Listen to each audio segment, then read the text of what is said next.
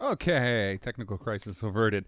Unfortunately, OBS on my computer. Every time I restart Fallout, I have to restart OBS. I have no idea why that is. Maybe one of you expert Twitch streamers can tell me how that works. Um, before I get started, I will answer. I'm not saying your name, man. Sorry, but Senior Punter has asked about a radio plotter unit for the Raiders.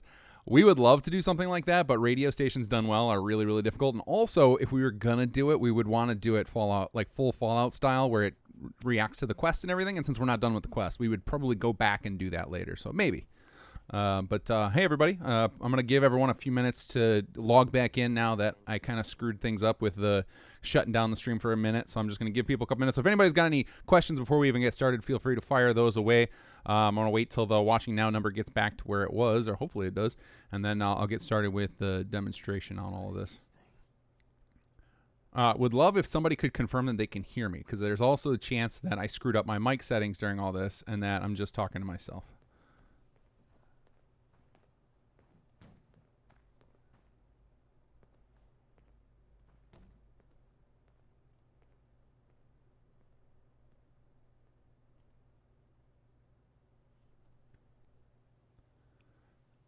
We can trade out dog meat for a bear sometimes. Oh, a bear! We want to do more with the bears. We definitely do. The bear stuff. Somebody I saw posted on the comment on the YouTube video about getting armored bears. How awesome that'd be! We would love that. And we'll slowly work into more in that. We have certain shortages on the team that we're always trying to fill, and so sometimes we direct the direction of the mod and kind of like what features come out when based on who we have available on the team to do certain things. So, for example, we don't really have somebody who does outfits or weapons on the team. So we have to reach out to people outside of the team. So like I'll have to ask people like Nero and stuff if they can help us out when they've got a few moments. So that stuff tends to be further down on the priority list. Enclave love, probably not anytime soon. And we have so much we want to do with the Raiders. I would really love to see more faction packs get kicked in, and one of the things we'll be doing later this year is maybe sooner than later too, is converting Conqueror into an ESM flag DSP, so it'll make it easier for other mods to tap into it. So then maybe we can start seeing some other quest mods form around the Conqueror mechanics, because I think they're really deep and they allow for a lot of cool stuff you could do, especially now with the stuff that I'm about to show you guys.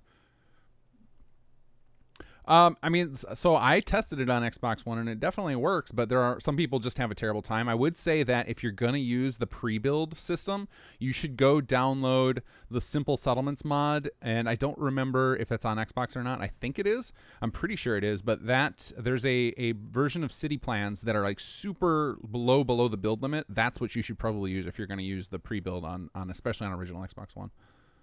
Will something like the Conquest mod be supported by some settlements in the future? I would love to support Conquest, but because Chesko has moved on and isn't supporting it himself, and he did some weird things with it, it doesn't seem worth it, because I'm not going to get any help with it. So something like that seems cool, but it's inherently broken. It might be that if somebody were to write a new one based on Workshop Framework, then that would work just naturally, and that would be what I'd prefer to see, if somebody just kind of took that idea and ran with it as a new mod that could actually be actively supported. But right now, without having the original creator of that mod on board, I don't want to try and have to support it. So the 1S is what I play on, and I've tested. I have a save on my Xbox One S with, I think I got up to 15 settlements built, and and they were all built at level 3, never had a single crash. So, it depends. So like, I mean, I don't have a lot of other mods on there. It's basically I'm running like Sim Settlements, Conqueror, HUD Framework, and I don't think much else. It's really just like a Sim Settlements playthrough on there that I use periodically to check and make sure everything's running okay. And that's about it. But all right, it looks like there's a lot of UI information. It looks like we got a good number of people here, so I think we can get going. And then I'll come back to your guys' questions. So basically, I'm going to go over presentation. It's going to take me about 45 minutes or so. After that, if you guys want to ask questions in the meantime, you can try that. Maybe I'll get to them, but you're more likely to get your questions answered if you wait till after I tell you I'm done with the presentation and ask for questions, because then I'll actually be focusing on the chat. Right now, I'm literally going to just hide the chat. There's a handful of really awesome people in the community, Uit, Sirlock, Rabo, and a few others who are going to try and relay questions to me so that I don't miss them in the chat as it goes flying by. But because I am easily distracted by things, I'm going to just like cover up those screens while I do this presentation. So I'm basically going to be not looking at any of it. All right, so there is a lot of new information. There's a lot of new toys here. I just took this basic save here that I've started with where we just grabbed Jammer. And that thing I announced at the beginning of the first stream, for those of you who have been watching since then, where I said there was a bug. It wasn't actually a bug. It was just what exactly what I thought, which is that I failed to actually install the update for the mod. I installed the Workshop Framework update on this computer. Didn't go install the update for Conqueror. So that's where I ran into that problem. But we've got all sorts of HUD information, and that is my attempt to make a streamlined HUD that gives you all the information you need to play with this stuff. Now, I'm sure as I explain all these mechanics to you, you guys are going to dream up some other HUD stuff, and I have a lot more HUD stuff planned, but Flash is one of my mortal enemies. I hate that software so much, and so and I never learned it properly. I learned it a little bit way back in the day when I was learning web programming. And never used it. It became kind of a useless skill. So I forgot most of it, and now I've been slowly trying to retrain myself. I retrained myself a little bit to create the original thing on the far left for Sim Settlements, and then I've obviously gotten a lot more advanced. I've got a much more streamlined view down at the bottom there for this new Conqueror stuff. Now that's going to be a big point of where we focus here, but let's start out by talking overall what the goal of this is. So the overall goal of these new mechanics is to allow you to, instead of focusing on the minutia of settlement stuff, is to focus on your empire. So you're focusing on which settlements should be outposts, which should be vassals. Maybe you care about the layout, like the types of plots that are there, but you don't actually care where they are, and more focus on where your guys are. Position your military in good spots to maximize your effectiveness. And there's a whole lot of mechanics to support that. I tried to design it in such a way that you can RP this. So if you want to play as a slaver, or you want to play as a liberator, or the raiders, or whoever you want to play as, the mechanics are flexible enough that you should be able to pull off what you're looking for.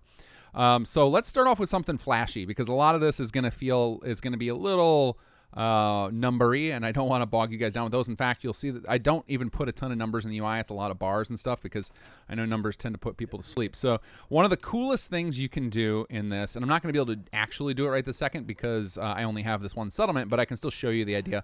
If you walk up to any of your soldiers, you'll see that most of them will be called warrior in the little prompt. So it'll say talk and then warrior. Now, if you do have a mod like quick trade, or get out of my way, or whatever that one is from Sidante, or what's your name from Pra, any of those mods, that they might be overwriting the secondary prompt, and we can definitely put out patches for those. So if you guys are using those and you want to get playing with these mechanics, you might have to disable those mods temporarily, but we can definitely get those patched. It won't take long at all.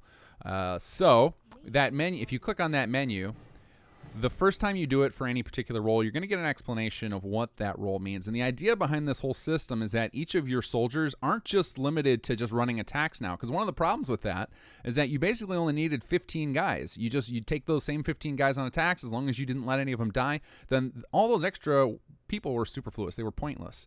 And so this new system makes them all very, very useful.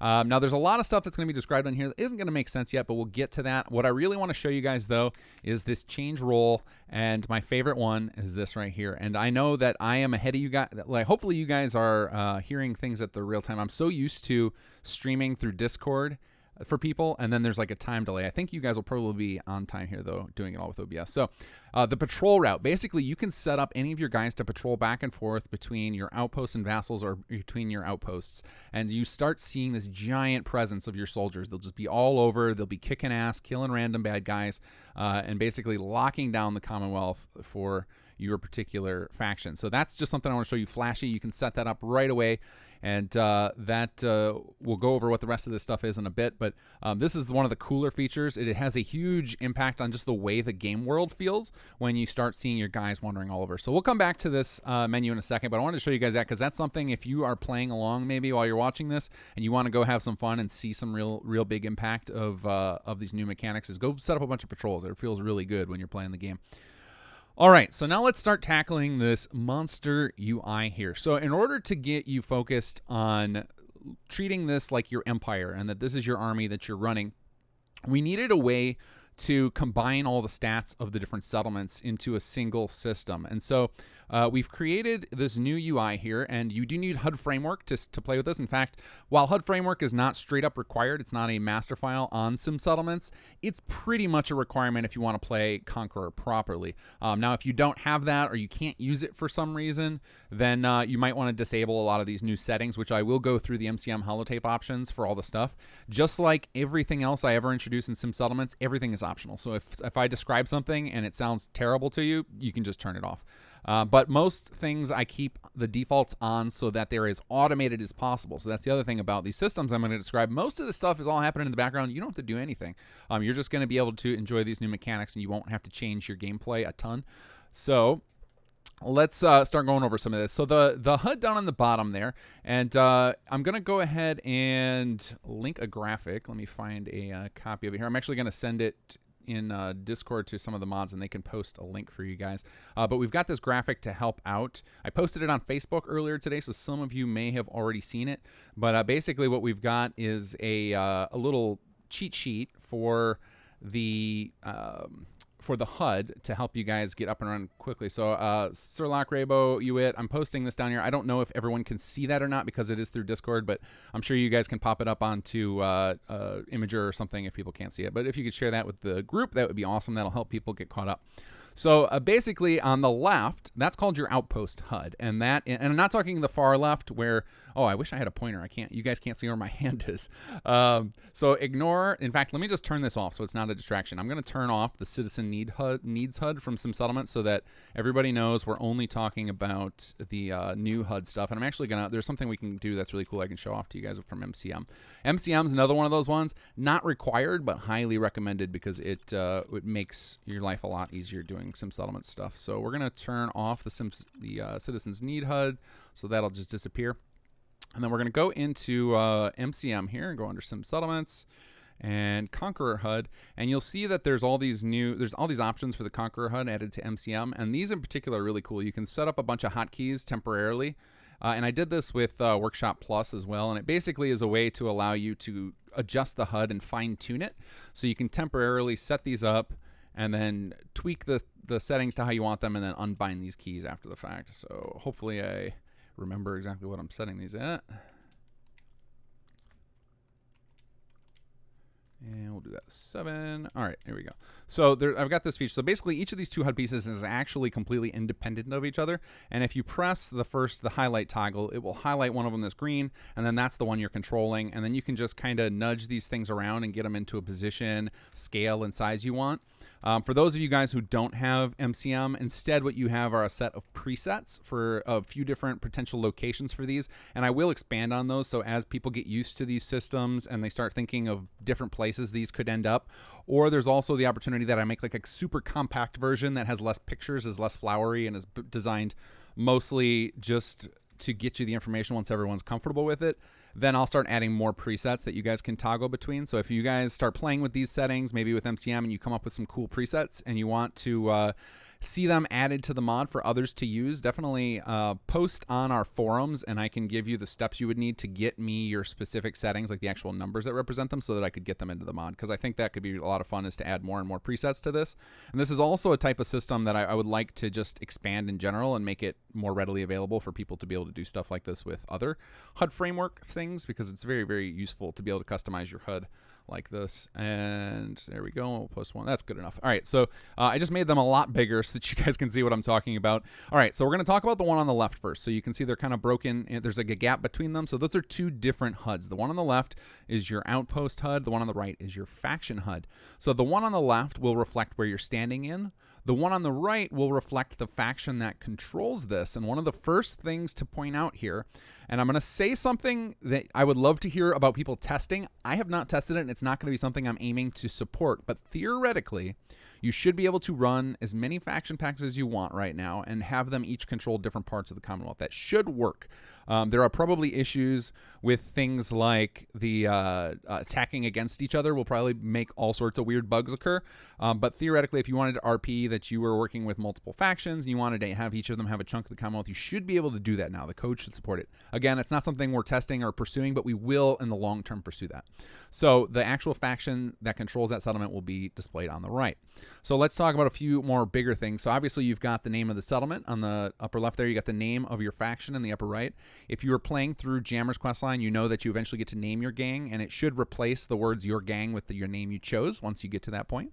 Then on the far left there, you've got the skull icon. That's actually not just decoration. That actually matters. That means you're in an outpost, so it's matching what you see if you go to the Pip-Boy map and you see that it's got the skull there, and then when you make them a vassal, if you were in a vassal, it would be the little Pip or Vault Boy with his hands in the air. That's what it'll show for a vassal. And the same thing on the far right there, that little icon, that nuclear symbol, that means you're playing a Conqueror faction. The Liberators have a flag. And then as we add more things, for example, eventually we're going to add a new icon to display as your main base, so you know you're in your HQ if you somehow forgot which one that is. Same with if we add additional rule sets. Like I've actually got a couple new rule sets already in mind beyond Conqueror and Liberator to explore in the future, and we'll have new icons for those. So you can see all that information. Oh, we need to turn off subtitles because that's going to drive me nuts with there's stuff covering up what I'm talking about.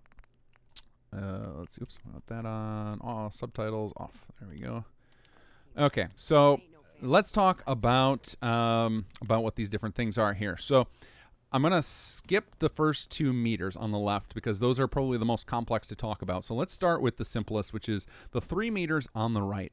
So basically now, instead of your soldiers just costing some sort of donated resources, so generally when you donate resources, you are giving up something to recruit guys. And I gotta go to the Warplanner's desk, and I'm trying to avoid Jammer starting the next part of the quest here. So let's see if I can do it without him seeing. So if we go to our radio here, if you go here and your bars aren't full, you're going to get this message, which I'll explain in a second. But generally what you're doing is you're donating resources, and for most of the recruits, they cost you 100 resources. So whether it's in some combination of caps, chems, etc., or whatever your faction uses. Well, now on top of that, you've also got to have enough resources to maintain them. And those resources are those 3 meters on the right, and they're in the form of wages, rations, and equipment. So basically we're simplifying the gameplay that happens with settlements. So in settlements, so if we pop into workshop mode, generally you're worried about food, water, a bed, defense, power, and all of that stuff kind of combines to make a happiness score. Basically what we're doing is we're rolling all that information into a smaller system, and it's covered across all of your settlements. So on an individual settlement level, most of that stuff is less important. You're more focused on the big picture. You want to get everything working together. And so this is our meter system allows for this. Our new HUD is kind of focusing on that. So the primary method you gain these resources from are, you start out with a bunch of each of the resource just for having a main base. So we've set it up so that no matter what, you can support an army of 5 guys just by having an outpost. So no matter what, you'll always be able to continue to run attacks and expand your empire. You're never going to get to a point where you're so badly beaten that you can never recover. That can't happen. In fact, your HQ is also prevented from ever being hostily taken over, which we'll describe hostile takeovers later. That's one of the more fun mechanics that was added in this patch as well. But effectively, you need to fill up those meters before your recruitment can resume. So the best way to fill up those meters is to take over vassals. And the primary source of those resources outside of your HQ giving you a chunk are plots. So commercial plots generate wages, agricultural plots generate rations, and industrial plots generate equipment. And they happens automatically. Add-on packs do not need to be updated to support this. It just counts the individual plots and the level they're at, and that's how it determines how many of those resources to generate. So if you're using a lot of manually built settlements, those are not going to work particularly well with this system. It is definitely designed around the sim settlements plots, and that's mostly for performance reasons. For example, if you think about, in order to get enough food for, say, 6 settlers, you need 12 crops. Well, that's 12 items that I would have to track, whereas that same amount of food can be done with 1 plot, so I can just track 1 plot. So plots make it way more performant for me to track that information. And obviously we want to tie into our own mechanics. And we have the leveling system, so there's just a lot of benefit to tying into plots as opposed to tying into the vanilla resources. So the city plans, again, super important for that, because then when you're capturing a city plan, it's going to have a whole bunch of plots in it already. Now, you guys know in the last patch, if any, well, any of you who pay attention to all the patch notes know that now, as of the last patch, you can walk into your vassals and start changing the plot types. You can just activate the ASAM sensors, convert one plot to another. That was done in preparation because I knew this was coming. We've been designing these mechanics for months, and we finally got it to a point where it's like, okay, now we just need to make one final push, and we can integrate it all and get it ready to go live. Because it's always a tricky thing when we're doing the live patches and not the expansions, because what we have to do is kind of work on as much code as we can that doesn't need to be integrated with the live stuff, and then pick a time period where we just won't have a patch. So it happened to work out perfectly with the birth of my child, so I was able to put an extra gap in there without you guys feeling too bad about it, because I don't think anyone was going to blame me for taking some paternity leave as it was. And so we took that extra time to get all this stuff integrated. But in preparation for that, we knew you guys were going to want to be able to change those vassal plots so that you could fill these needs. So let's go ahead and run a vassal attack, and then we'll get back to some of what these other meters and things do. I think some of them are pretty obvious, like the bed count there. The little bed guy on the faction side, that's saying we have 16 guys that need beds, but we have 0 beds, so it's X out of 0. All right, Jammer, let's do this. It's very weird to do these quests now without subtitles on. I actually prefer to play without subtitles, but for the sake of the Let's Play, I always turn them on. All right, we're gonna skip through your dialogue, buddy. Everybody's heard you a million times. All right, ready. Let's go take Abernathy. Scout targets. Okay, good. I already got Abernathy ready to go. Yep, we're taking the full Monty.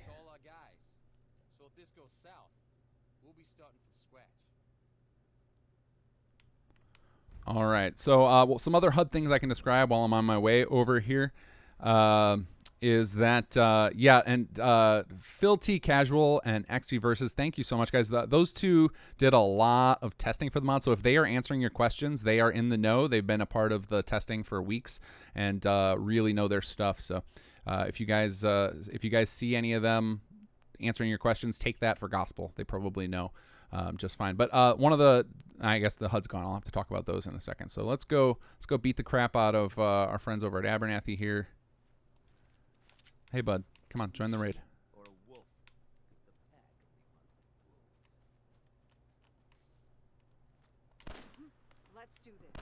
Let's do this indeed. All right, now you guys get to see how bad I am at Fallout 4.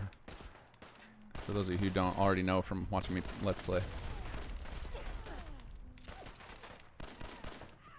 Whoa, put that bat away. Come on. We're all friends here. Except you.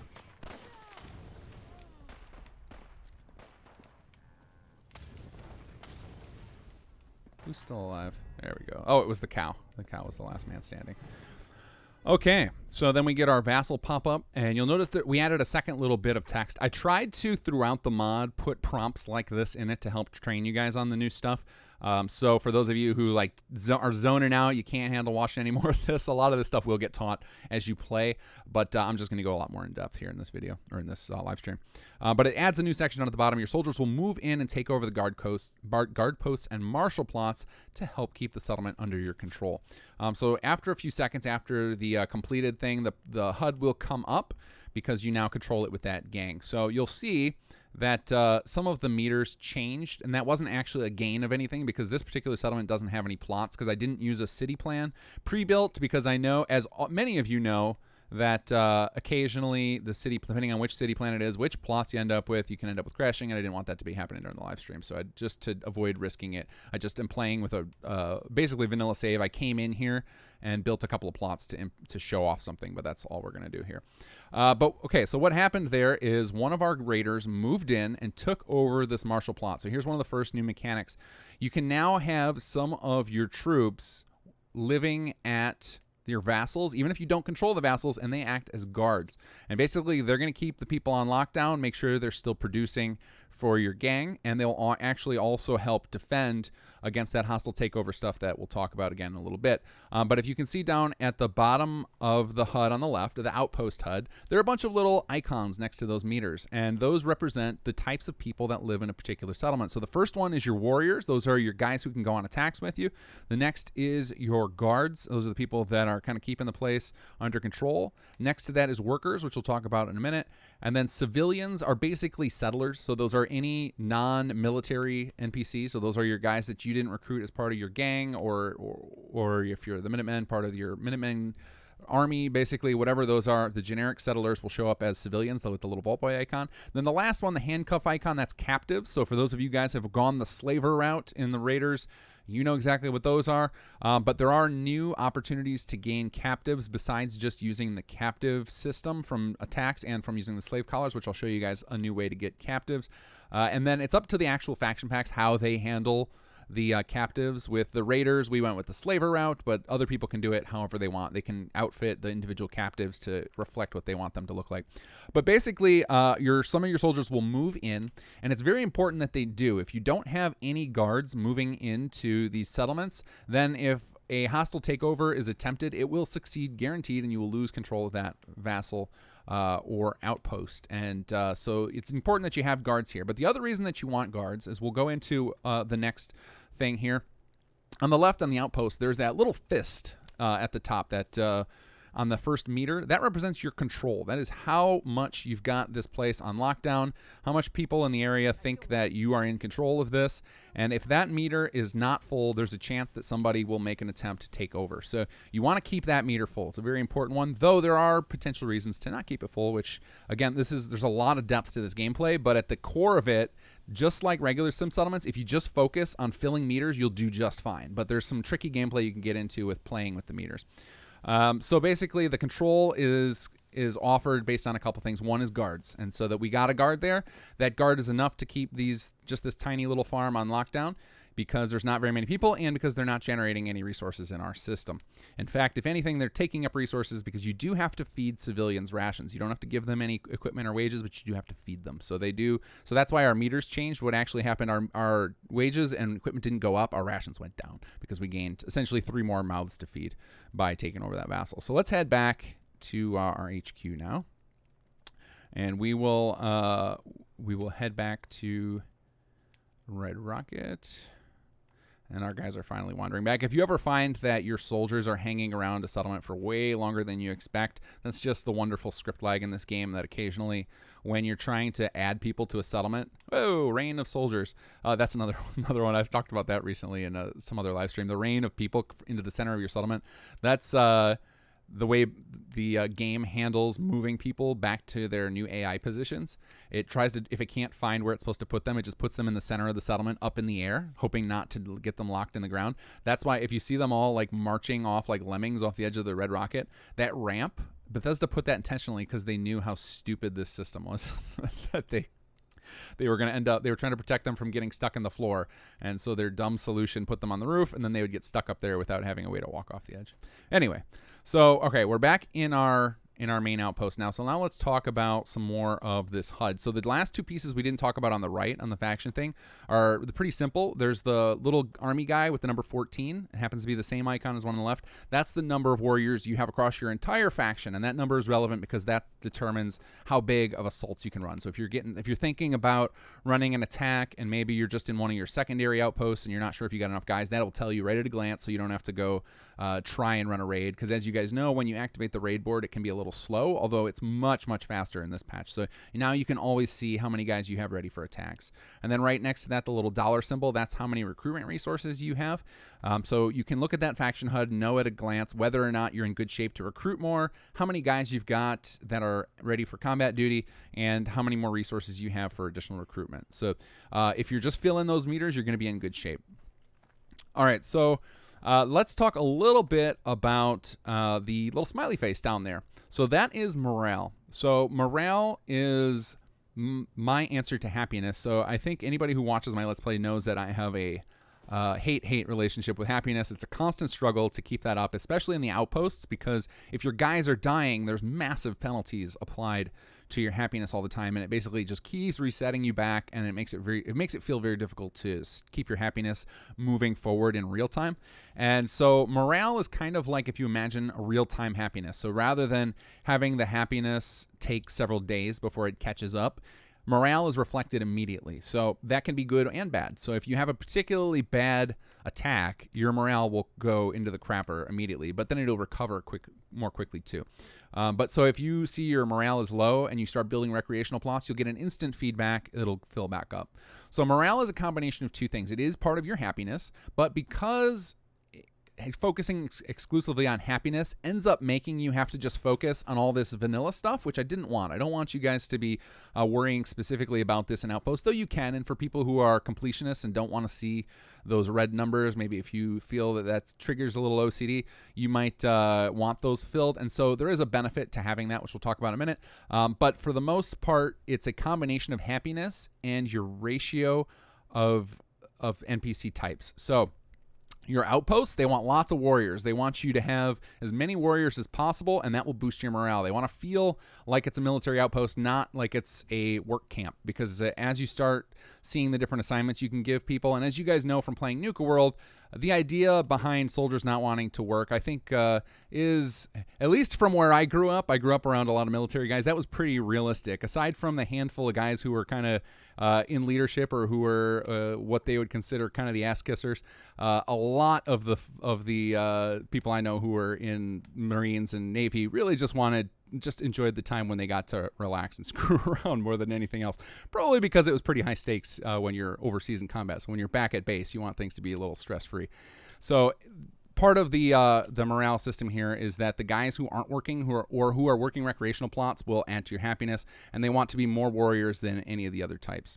So that's one way you can raise morale. You can either focus on happiness, or you can focus on making sure you got lots of warriors. And you'll see why that's actually a challenge when we go over the different roles. In Vassals, instead, they want to feel like they are not they don't want to feel like slaves. So you're going to see their morale go up as you have less guards there. So as you increase the civilian to guard ratio in Vassals, you will see that their morale starts going up. So when you're filling out morale, one of the other things I hated about happiness was always, because of that time, it felt like you couldn't really attack happiness directly. It was always this setting you had no control over. So instead, what morale does is it's got two sections to it. It's got the meter, so you fill up that bar, and that's something you can have direct control over. You can either get your happiness boosted up through building up enough recreational plots, or filling out your needs like food, water, defense, or you can, and then after that's filled up from that, or you can do the warrior ratio, and then after that's filled up, then you'll start getting arrows appearing showing that you're getting bonuses applied to things. So right now, the bonuses apply to production. So as you get more bonuses, then the amount of caps the wages, rations, and equipment you're generating will start to go up from your appropriate settlement. So for example, if we start building a bunch of commercial plots in our outpost here, they'll generate wages. And then because we have we've got 5 arrows up there, it means we would generate a bunch more resources. So the arrows right now, each of them constitutes a 20% boost, but those numbers might be in flux over time. A lot of these numbers behind the scenes I'm not talking about, because that stuff always gets changed periodically. So as we get more feedback and we start playing around with it, and people report that it's either, it's impossible to do this, or sometimes I've had people report loopholes where it's like, hey, if you just spam this thing, it breaks all the math in your system, and then we have to change those numbers. So we are putting up the numbers on the wiki for people who really love that stuff. We've got some charts that'll be going up that'll show you all the different numbers behind this system, and those will be very useful for people who want to run the numbers and calculate, make sure and show me the problems or the flaws in the logic. So those will be available, but I tend not to put those in the interface, because I don't want you guys focusing on them too much, because then when they change, it's just going to be confusing. Whereas if you're just looking at it in the form of images and meters, between patches, it won't be as big a shift for you. All right, so morale is a way to boost up the production levels. You have your ways of producing morale primarily on keeping your ratios good and keeping your happiness up. The other way that you have to affect morale is to do really good in combat. So we just stomped the crap out of Abernathy. We lost no soldiers, and so we got a 5-star rating out of the attack. Now, you don't see the combat report, though that is coming. I have a really cool UI element for a post-combat report. And thank you to Captain Coots, who did all the Mathema Professor stuff to figure out how to do that, because Matigio and I were racking our brains against how to turn it into a formula. Like, we knew exactly what we wanted it to do. We just had no idea how to turn it into a math function, and Captain Coots hooked us up with that. And so your combat score is based on a combination of things, like how strong your guys are, how many guys you take with you, how strong the enemies are, how many there are, and then how many casualties both sides have. And it calculates this score, like a 0 to 5 star rating on how well you did, and then that directly applies to the morale in the outpost that you attacked from. So if you have an outpost that is kind of sad and they're not doing well, you can just run an attack with them. And as long as you do real good, you'll come back and find that they've got, their really high morale bonus, and you'll suddenly see that they've got a boost. So you have a direct way to take control of that morale score immediately. You don't have to wait for happiness to go up. You can just grab your guys and be like, guys, let's go on a run and beat down some settlers, and you'll come back and they'll be way, way happier. All right, so that should cover enough of morale for now. Morale is one of those mechanics we're going to have a lot of fun with over time. We can add a lot more things to play with that. We've got a plot in mind that will give boosts to morale, and there's just a lot of different ways we'll be able to play with that. So the morale right now, I think what I described pretty much covers everything that's in there, but there'll definitely be more ways to play with morale in the future. I think it'll be a much more immediate version of happiness, effectively. All right, so let's go back to control, because that's the last thing we haven't really talked about much. So control basically is the influence of your army on the places they control. So the amount of control you need is reflected in the same way defense works. So the way defense in vanilla works is the more food and water you're producing, the more defense you need. And we followed that same logic. It's real simple. It makes sense. It's easy to track and know how things are going to go. So we copied that idea. Basically, the amount of wages, rations, and equipment you're producing in a settlement determine the level of control. But we went a step further with that, and we've added other elements that can also affect control. For example, if you are running a slaver camp, you're going to find that you need a lot higher control score. You need to have a lot more guards in place in order to keep them under control. So there's different things like that where we can embrace that idea of control representing how much of a military force you need to keep these things under control. And that's kind of the way we try to, the logic we're following immersion-wise of what the control represents. So control is done in a couple of different ways. One is just having warriors at your outpost grant control. And generally, as long as you've got 4 or 5 warriors at an outpost, your outpost will have 100% control. It's pretty rare that you're going to see your control drop in your outpost, because people are generally probably not going to be attacking your main sources of soldiers. Instead, they're going to be going after your vassals, where all of your food is and all your supplies. Now, you can obviously change that if you start building a bunch of production plots. So if you decide to take your outpost and just fill it up with commercial and industrial plots, then absolutely you're going to need a higher control score to handle that. But we've given you plenty of other reasons not to do that. So in this patch, and in prior patches, we've started introducing the idea of special martial and recreational plots that have extra bonuses when they're built in outposts. We've added 4 more in this patch. So previously you had access to the mess hall, which would give attack bonuses. You had the armory, which would auto-equip your guys. And then you had the, what's the third? Field hospital, which would give a chance that your guys would, instead of being killed, would just be knocked out of combat so that they could survive and be recovered later. So those were the first 3. Well, now we've added 4 new ones. We've added a recruitment center, which increases the max number of people that you can recruit. And I will actually build one of each of these new ones and show them to you in a minute. But I'm just trying to get through these new plots, and then I'm going to switch gears here. But there's the recruitment, which increases your max daily recruitment. There's the prison, which allows you to generate captives. There's the now I'm blanking on this. There's the funeral pyre, which is actually, so there's the raider versions of some of these plots are named differently than the type, because the type is designed to be useful for any faction. So the prison type in the raider version that's included with Conqueror is called the POW lockup, but other add-on packs might call it something different, but the core of it is called the prison. Then there's the cemetery, which our version of it is called the funeral pyre, and that reduces the impact of deaths on happiness and morale. So having one of those is a pretty good idea from whatever place you're going to be running your attacks from. And then the fourth type we've added this patch is battlefield scavengers. And this is one you guys have been asking for a long time. Basically, if you put a battlefield scavengers inside of all of your settlements, you'll find that after combat and after you leave the area, your people who live there will go ahead and handle all the looting for you. They'll loot all those bodies and they'll stash it all in the workbench, so you don't have to run around and do that. And have it waiting until after you leave the area, so that way if you do want to manually grab some of that stuff, like go, you know, I love to go loot all of the grenades and stim packs off of everybody, and then I don't care what happens to the rest. But it'll all get moved to your workbenches. And on top of that, at levels 2 and 3 of the battlefield scavengers, they will actually find additional stuff. So it's you know, I don't know where they're finding this extra stuff, you know, where these NPCs are stashing extra grenades. Use your imagination, but they'll find it for you. So there's actually an advantage to leaving the bodies unlooted and letting the scavengers do it. They'll find more stuff than you would naturally. So those are the 4 new types. I'm going to show you the level 1 of each one, and then I'll talk more in depth about the mechanics of those. So you now have 7 new plot types that you might want to have built inside of each of your outposts. And so obviously that's going to put a strain on your desire to have things like commercial and industrial and stuff, and that was intentional. We want each of these to feel very different. We want your outposts to feel like they're actual military complexes, and we want your vassals to feel like those are just towns that are supplying you. So those temptations of plot types to give you advantages, that's going to continue to come. We've got 2 more planned, and I'm sure we'll dream up more as we keep going, but we can do as many of those as we want, and we've got it set up in such a way that add-on pack authors don't have to do anything fancy.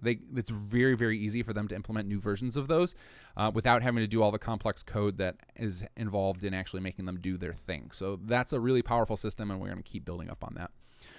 All right, so next thing I want to do is show off how you change the roles and what these roles actually mean. So I mentioned that control is generated by having warriors. There's actually 2 other ways you can generate control right now, and there'll be more in the future. So if you go up and we go back to this menu I showed you at the very beginning, so we're going to click on our warrior and click the activate button. So let's go over this screen now. So at the top there, you've got your rank. The rank will show you what rank they are from the level up system if they're one of your traditional soldiers, which all the faction packs automatically should be supporting. And then if they're one of the special units, so for example, if you went and used this menu for one of Maul's dogs, then it would just say their special unit type instead of their rank. So in that case, it would be like War Dog or more War Mongrel. And the same will be the case for any of the faction pack special units. The progress for special units will just always say 0. There are certain little quirks you're going to find in the UI with any Fallout mod, in that we have certain limitations on what we can do with it, and the message system is one of those. We can't dynamically eliminate text very easily. In order to do so requires jumping through a ton of hoops, and it then limits the amount of things you can have on a particular message screen, so I just didn't bother. I figure we can live with having progress 0% forever on those special units.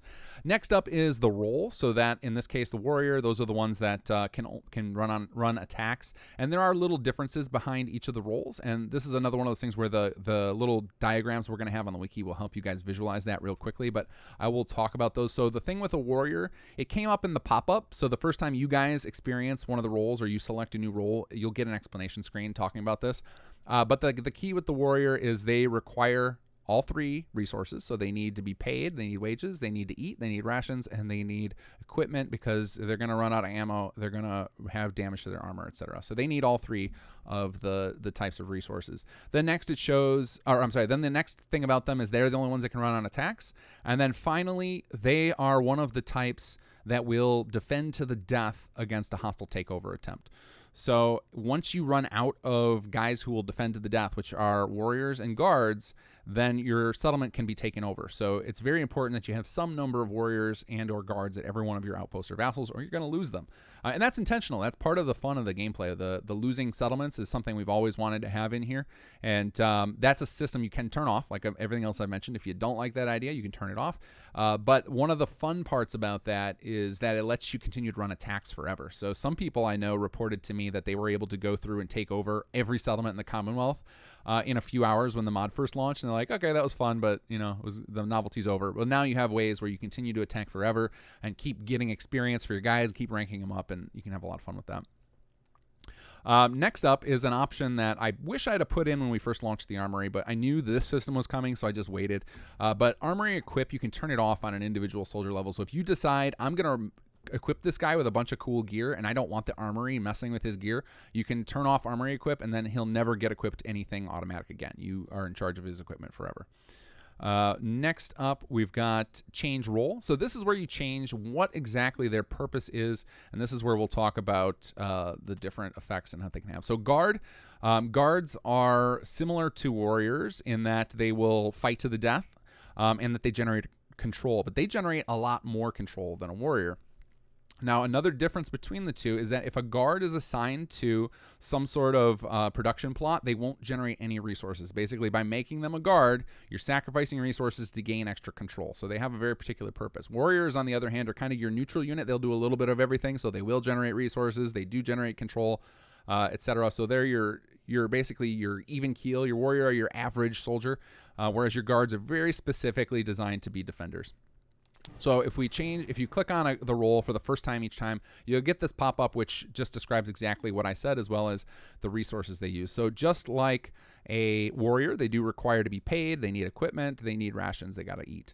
They can be stationed at outposts or vassals. So what you're going to see after I hit OK here, I'm going to get a prompt to choose which settlement I want to station them at, and I can actually go station them at different vassals. So previously, the only people who could live at vassals were the citizens that lived there. And then what happened, what I always felt like is that then vassals didn't feel like they had any sign that my faction controlled them. It was the only way I would even know that is if I open up my Pip-Boy, and that's not very immersive. So this is not only an interesting new gameplay element, but it just gives you that feedback immediately. You walk into these vassals and you're going to see your guys wandering around, weapons out, kind of keeping things under control. And so just like warriors, they defend to the death, so they are eligible to keep hostile takeovers from occurring, and they provide substantial control. So they provide a lot more control than warriors, so these are a great way to fill out your guard's needs. So one thing that is worth mentioning here is that rank, so the rank of your soldiers, has an impact on control. So higher ranked soldiers will provide a higher benefit. So what ends up being an interesting little way you can generate morale in vassals is if you assign your higher ranked soldiers there, they will generate more control and keep that ratio of civilians to guards down because your individual guards are stronger. They can offer more control. So it's a way to make use of your higher ranked soldiers. Maybe you start, maybe you treat them like once they get to rank 5, you retire them to guard duty, give them that easy job of managing vassals, and then in return you end up getting higher production out of the vassals because they won't feel like they're being choked down by too many guards. And so that, for those of you who again want to pursue looking at the balance and looking at the numbers, that's kind of, I'm talking about this in a lot of depth because I'd like to give you guys kind of the grand vision. So if we're skewing from that vision somewhere because our numbers are all jacked up, you guys can help report to us on that. So that's kind of the idea there. We want to see that eventually you're getting to the point where you're making use of those higher ranked soldiers to provide more control, which then lets you grow your army even bigger because you're generating more resources. So it's a positive feedback loop, I guess. All right, so then after we hit OK to that, we get to reassign them to wherever we want them to.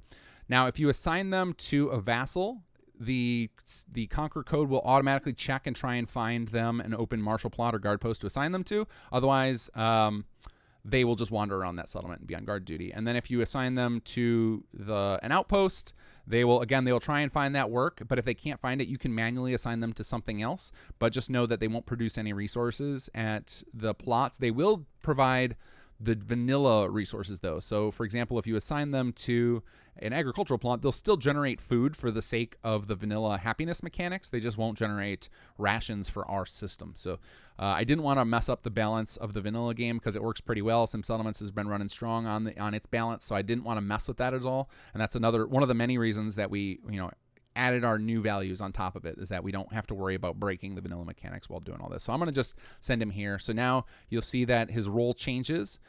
We get the menu again in case we want to do anything else.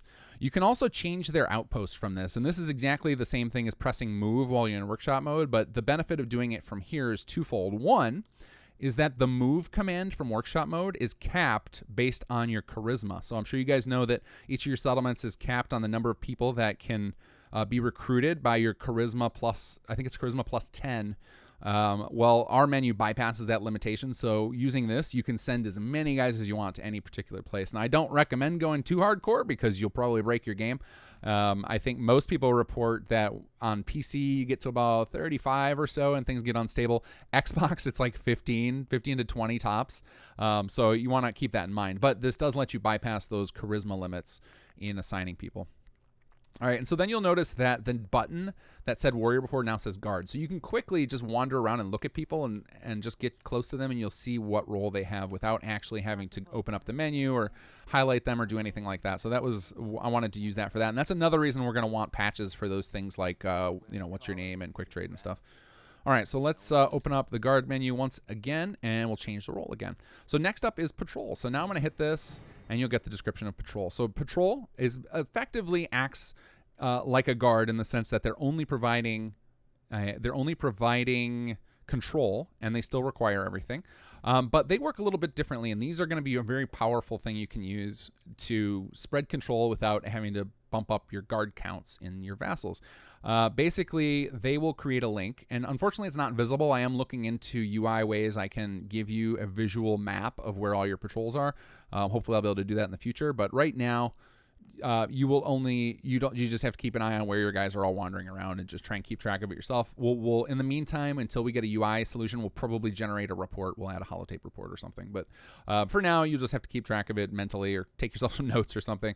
But basically, by having some sort of patrol, the number of warriors that are linked to vassals will increase the control by a small amount. So basically, you can just link your outposts to your nearby vassals with patrols, and you will increase their control value, or with patrols, and you'll increase their control value. And so these guys will actually, so once I do this and I select Abernathy, he's now going to, you can see it change to patrol, and he's going to wander back and forth between Red Rocket and Abernathy, and the distance between the settlements that they're patrolling does matter. But you can make anybody control as far as you want, and that's really cool for visuals or seeing your guys wandering all over the place. But as far as getting benefits, it is based on the same radius that you see on your map. And I'll show you that radius in a second. But first, you see the role actually shows the patrol route. So you can actually, if you find somebody wandering out and about, you can open up their menu and you can see where they're patrolling between. So you don't have to follow them all the way. You'll be able to tell right there. And you can also change their outpost on the fly or change where they're patrolling to. So you can do all this from anywhere in the game world that you run across your patrols. And just like your caravans, you can use the town meeting gavel from Sim Settlements to summon back all of your guys. So you'll be able to pull back your patrols if you want to find them all and figure out where they all are. So that's probably the best way to figure it all out, is just use your town meeting gavel, bring them all back, and just quickly check each of their role screens so you can see where they're patrolling to. So let me bring up the Pip-Boy map. So if you highlight over an outpost on here, you'll notice that all of the, and it's hard to see Abernathy because it's underneath the sign, but all the ones that are within range will light up a little bit. So you can see like Sanctuary lights up. You would see Abernathy lighting up, but it's underneath the Red Rocket Truck Stop thing. But every settlement that's within proper range of an outpost to gain the full control advantage from warriors is going to highlight. So it's usually like it's basically small clusters around the map. Any of you who's played Nuka World a lot, you'll just have a feel for how far it is. But if you set up a patrol between two settlements and you go to that second settlement and don't see the control score go up from it, it probably means that it's just too far out of range. All right, so let's do to the last role. So the last role is Worker. So what Worker does is it basically is a way to generate a lot of resources in your outpost. So this is going to be great when you're first starting out, where maybe it's tough to take on vassals, because especially if you decided to go with the level 3 city plans with the pre-build, it can be real hard to take over those settlements with a small crew. And so what you can do is convert most of your guys in your outpost to workers, and it will rapidly generate resources. So here's what it does. First of all, they don't require equipment anymore. They only require wages and rations, so that you just reduced the amount of production you got to do by 30% for that person. And then it increases the amount they produce when they're working an agricultural, commercial, or industrial plot. So effectively, you can convert everybody over to workers. They'll start generating a bunch of extra resources so that you can recruit bigger and bigger. So you have an option of basically, if you want to just keep converting everybody to workers, you could use your outpost to mass generate resources. Unfortunately, your control score would tank and you get attacked a lot. So you got to play that as a balance. So there's a lot of systems like that where it's designed where if you try and go too far in one direction, you're allowed to do it, but there's going to be penalties. So you got to keep an eye on that, and that's kind of where the gameplay is. You can figure out what works for you, what feels good, what feels immersive for the way you're playing your army. and then what's going to keep you from losing control of everything from the hostile takeover system, which we're getting closer and closer to.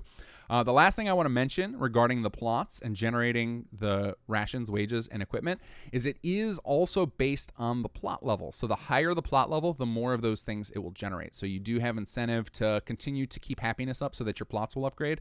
And in Vassals, when you take over a tier 3, you're going to gain a huge boost. Like if you take over a level 3 city, you're going to get a huge boost to all of your production right away. So the level of the plot actually matters, and then the role of your particular guys matters. Now, you might be thinking, this is obnoxious. I don't want to run around changing roles of all my guys. Well, you don't have to. By default, and this is one of those settings that can be turned off, whenever your guys are assigned to a plot, they will automatically be given a role that makes the most sense for it. So if you assign them to a commercial, an industrial, or agricultural plot, they're automatically made a worker. If you assign them to a martial plot, they're automatically made a guard. And if you assign them to a recreational plot, they're automatically made a warrior. So by default, all of that role stuff happens automatically. The exception is patrols. You do have to do those manually, but everything else happens without you having to interject. And when you take over a vassal, if the place has 10 martial plots, then 10 of your guys will move in and become guards and take those over. So it's all done automatically so that you don't have to really do anything other than just look at those meters and, do what's necessary to get those changed. And obviously, we have so much more planned, so many different ways that we can add in methods for you to get access to those resources. So like the HQ was just a great example of we were able to just give you a boost right out of the bat to those production, and we can do that with other mechanics in the game. And after we're done answering everybody's questions about the existing stuff, then maybe I can go into some of our plans for the future, kind of do a re-check-in on all the stuff we talked about in the initial live stream when Conqueror launched, where I talked about a lot of our dream features. The reason this patch is called Phase 2 is because this is Phase 2 of that master plan. So we have this big grand plan we want to see. It's going to take a long, long time. As I mentioned to somebody recently, we have a multi-year plan for Conqueror because we have so much cool stuff we want to do with it. Plan to buckle in for the long term. We got lots of stuff coming down the pipes. So I think I covered everything. So I'm going to go back and check into Discord for questions. I might be answering stuff you guys have already had answered in YouTube chat. I apologize for that, but just for thoroughness, I'll go ahead and answer all of these. So Paul Dorian asked, would it be possible that like ROT, I should probably read these silently in case one of you guys drops some expletives in there. Would it be possible that like ROTC settlements, the factions themselves will begin to grow and expand? That is part of Phase 3, Paul. So what the long plan for Conqueror is to make the whole map, and these will be types of options. So we envision a couple of different ways this could play out. One would be an option where during pre-build, you can seed each of the settlements to have a faction controlling it, and then maybe that faction will grow and expand and fight with the other factions. If you imagine something like a game of Civilization where like the empires are all fighting each other, whether or not you're involved, that's kind of what we want to see. And that will be one option. Another option will be that as the main game progresses, those factions will start doing things. So, for example, after the Brotherhood shows up, they would move into Nordhagen Beach and slowly start expanding from there, and then you could fight them. Like, that's the way I'm looking forward to playing. I love the idea of having everything tied into the vanilla game because ultimately, all of this Sim Settlement stuff we're adding, I want it to be complementary to the game. I don't want it to feel like this completely outside system that ignores everything that's going on in the game. Same thing with the Institute. Once you meet Father and whatnot, you could start seeing the Institute start taking over settlements. Stuff like that would just be fantastic and be a lot of fun. That's something long term. But again, that's probably Phase 3, Phase 4. Right now, so Phase 1 was let's get the attack system working and fun. Phase 2 is let's get the outpost vassal mechanics fun. And we're giving you a taste of Phase 3. Phase 3 is going to be all about having attacks be more interesting than come to the settlements. But all right, so I probably went way above and beyond what you asked. Let's see here. VZ Dad asked, can we get a mod load list for Xbox One Original just to get it to work right? For me, the mod list would be as simple as Workshop Framework, Sim Settlements, Conqueror, and HUD Framework, and nothing else. And then you should have a good time. Beyond that, any mods, it's really hard for me to say because the Xbox mods are quite a bit different than they are on PC. There's just different mods available. You don't have the script extender, so a lot of mods aren't available there. And then so other people have filled in some of those roles. I think beyond what I just named, the only other two mods I can think of that I always use are Place Anywhere by Reg2K and what's the other one? Settlement Menu Manager, so that I get the Sim Settlements menu. That's where I would start and then slowly add mods. So like if you want to experience the Conqueror quest line, I would just do those mods, play through it, and then start adding some other mods and see how your game is. So that's another thing that anybody who's new to modding or maybe is just starting in with Xbox is their first time modding a game, you got to get used to making lots and lots of saves. Now, unfortunately, not only are you guys limited by mod space on Xbox, you're limited by save file space, which is absolutely nutty insane. I always have to delete saves off my Xbox. So you guys are kind of screwed in that regard. So you basically have to make a hard save, so if you rely on auto saves, you're going to have a bad time. What you want to do is actually hit pause, go to the save menu and make a save, because that save will never get automatically overwritten. You're going to want to do that before you install any new mods, and then you can go back to that one if you have problems. Another thing I did for Xbox players this round is I'm going to try and keep it up to date. There may be patches where I'm like, sorry guys, I just couldn't do it because of time, because it adds a lot more time to have to set this up. But I added a rollback version of Conqueror, and you can find a link to that. I linked it in my news post. I got to find somewhere else to link that. There's not a great place to link it, but it's in the work in progress section on Bethesda.net. What you also want to do on Xbox users is get your Bethesda.net account set up, log into their site, and favorite all your mods there and all the mods you're interested, because the search on there is so much better than in the browser. The in-game browser has a limit in how many things it can return. So occasionally, depending on how many add-on packs are on Xbox at any given time, Sim Settlements itself doesn't come up if you search for Sim Settlements. It's absolutely ridiculous. So I don't recommend using the in-game search tool ever. Use the one on the Bethesda.net, because not only do you get more results, you can favorite them. It's a lot easier to use, and you can see the work in progress section, which has mods like mine where I put older versions of it for you guys to download. And the plan is to each patch just upload. So for example, hopefully in 2 weeks, when we release patch 4.11, then the rollback version will become 4.10. So it'll just keep going like that, cascading. So you guys will always have an option to roll back if something goes horribly awry for you with a patch. Let's see. Eldarth asked, what's kinggath's preferred one-time donation? Super Chat, Patreon, and PayPal. Patreon's not exactly one time. That's a commitment. It really doesn't matter. They all take a similar percentage out. So whatever's convenient for you guys. Appreciate all the support, especially, my God, Patreon. We have so many people supporting on Patreon. Thank you so much. I can't wait to show you what we've been doing with the funding outside of just taking care of all of the web needs and everything. But we've got some really cool stuff planned for the next expansion. So thank you, everybody who's been supportive of this. I literally roll back every penny you guys give me into the mod. So it's either buying people software, replacing hardware, pay for our web services, pay for skills that are outside of the mod community. There's just, it's awesome. And it's a lot of fun, because then we get to I don't have to piss off my wife by dipping into our savings account to build a mod that doesn't make any profit. So thank you guys, everybody who's been supporting us. Let's see. Next question. Hemoflag? How do I say that? Hostile Takeover seems to be a new mechanic. Oh, yeah. Oh, my God. I'm an idiot. I totally forgot to talk about Hostile Takeover. I got so excited about getting into questions. Hostile Takeover, I think, is pretty self-explanatory in that what's going to happen is periodically you're going to have factions come in and just take over your settlements. And the way that happens is every few days, there's going to be a chance that any of your settlements that don't have 100% control will be attacked. And if a settlement is attacked and all the guards are already dead and there are no warriors there, a hostile takeover will occur. Basically, a bunch of that NPC will move in, and you got to take it back. So either you can run a new attack on it, which is the best way to do it. If you decide not to run an attack on it and you just I'm going to go in there solo and murder all these guys, you can do that. You're allowed to do that. But most likely, the civilians will turn against you as well. So I recommend using the assault system, because then the civilians can, if you want to turn it into a vassal, the civilians can be put into protected status. You won't have to kill them. So running an assault is better. And there's also a chance that if you don't run an assault, that you'll have to scrap all of the turrets and rebuild them, because they will probably turn hostile to you. So it's a good idea to use the assault system, but I didn't want to limit it to that. So the guys actually appear immediately, and you'll get a pop-up that says you've been hostily taken over at such and such a settlement because you left it undefended. So the hostile takeover is something that can be turned off. But the way to prevent it is just either keep your control high or make sure you always have some number of guards at any particular settlement. But that's where some of the fun gameplay can come in. Sometimes it can be fun to let that happen, to take a settlement and use it as a dummy to lure guys in, and then just go wreck shop on them, get a bunch of level ups out of your guys ranking up, and just rinse and repeat, and basically set it up as kind of a bait. And that can also be useful for the prison, which I'm gonna demo all those plots, but I want to just catch up with some of these questions first. And I got to grab the Duke, so give me just a second.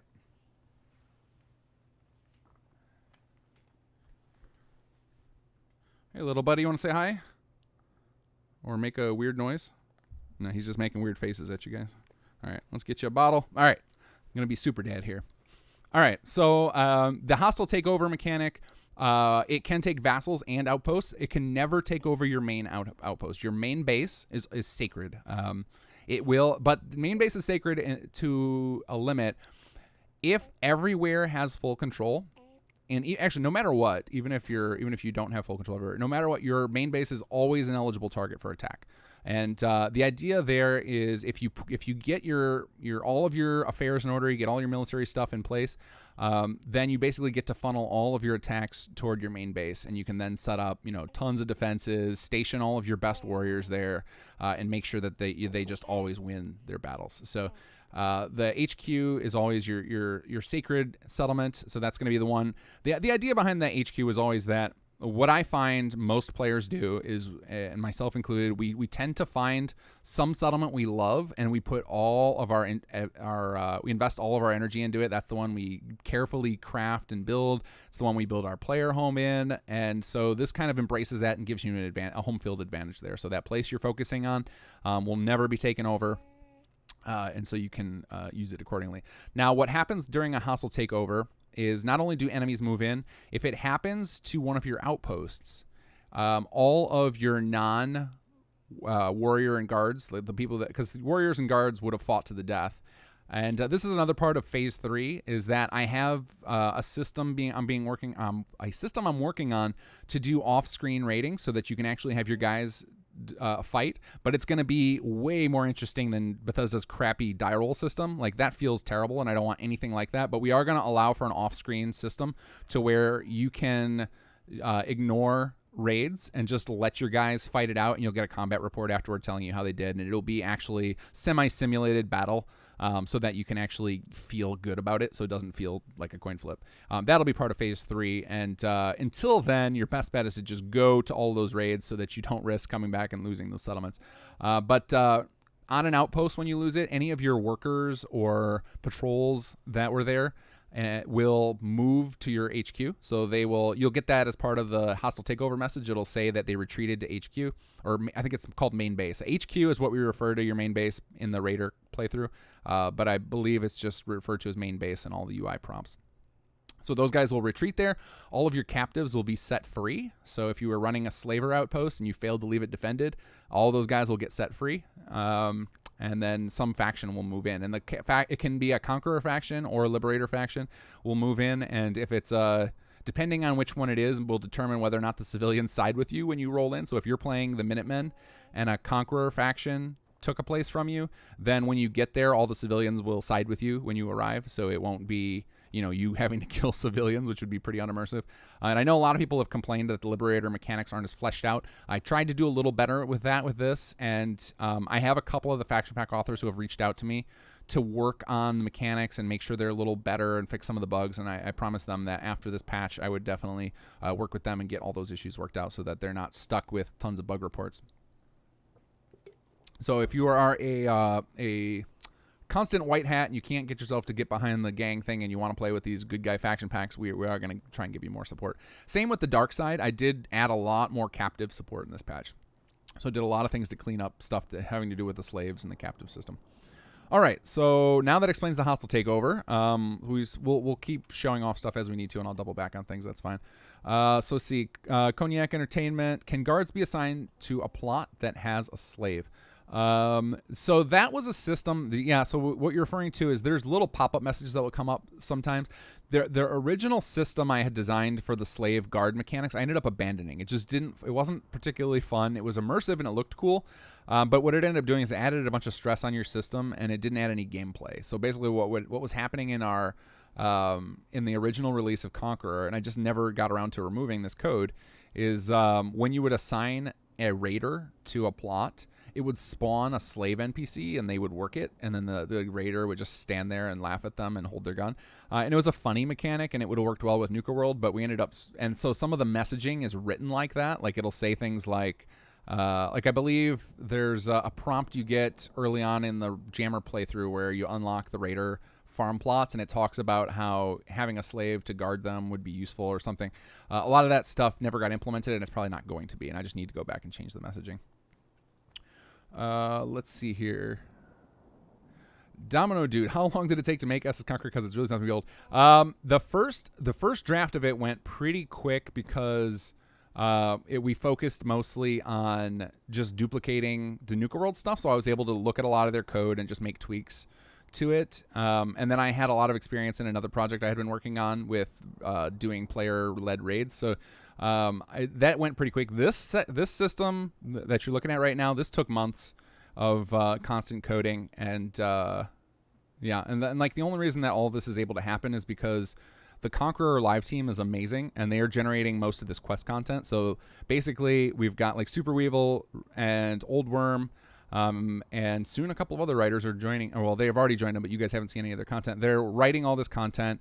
They work with Kobus and Cyraris and Jabberwocky, and they assemble the voice actors and get all the voices recorded, and then we've got people like Uwit designing plots, and Wanamingo doing textures. All these people basically doing all this. Oh, Vault Girl putting together awesome character faces. They basically do all that work and then just hand it all to me, and then I just have to implement it in the creation kit, which is no small feat, but they do the lion's share of the work there. So this is impressive because we have a team of dedicated folks who really care.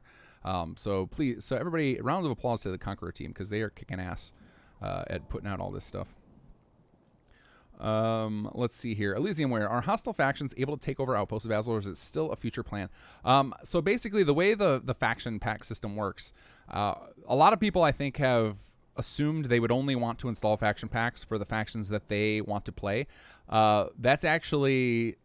I would actually advise you install as many faction packs as you can find that are taken care of. So like, I know a couple of the faction packs have been abandoned. Maybe don't use those unless you can hound the person to get them updated. But any of the ones that are being actively worked on and kept up to date, I would recommend you install them, because what that does is it expands the pool of potential factions that can attack you. So with Jammers, now Jammers Gang is an exception to that rule, because we're doing a narrative and we have we have a very big plan long term of how all the factions are going to play in. You'll find that the only thing Jammers Gang ever deals with are Minutemen and Gunners, and that's very intentional. But if you're playing with, say, the Minutemen faction pack and you have all the other faction packs installed, any one of those could attack you. And so you just get a lot more variety, and that includes the hostile takeovers. Any of those faction packs you have installed could be chosen to hostilely take things over. So it's designed to be a very, very dynamic system and use everything you have installed.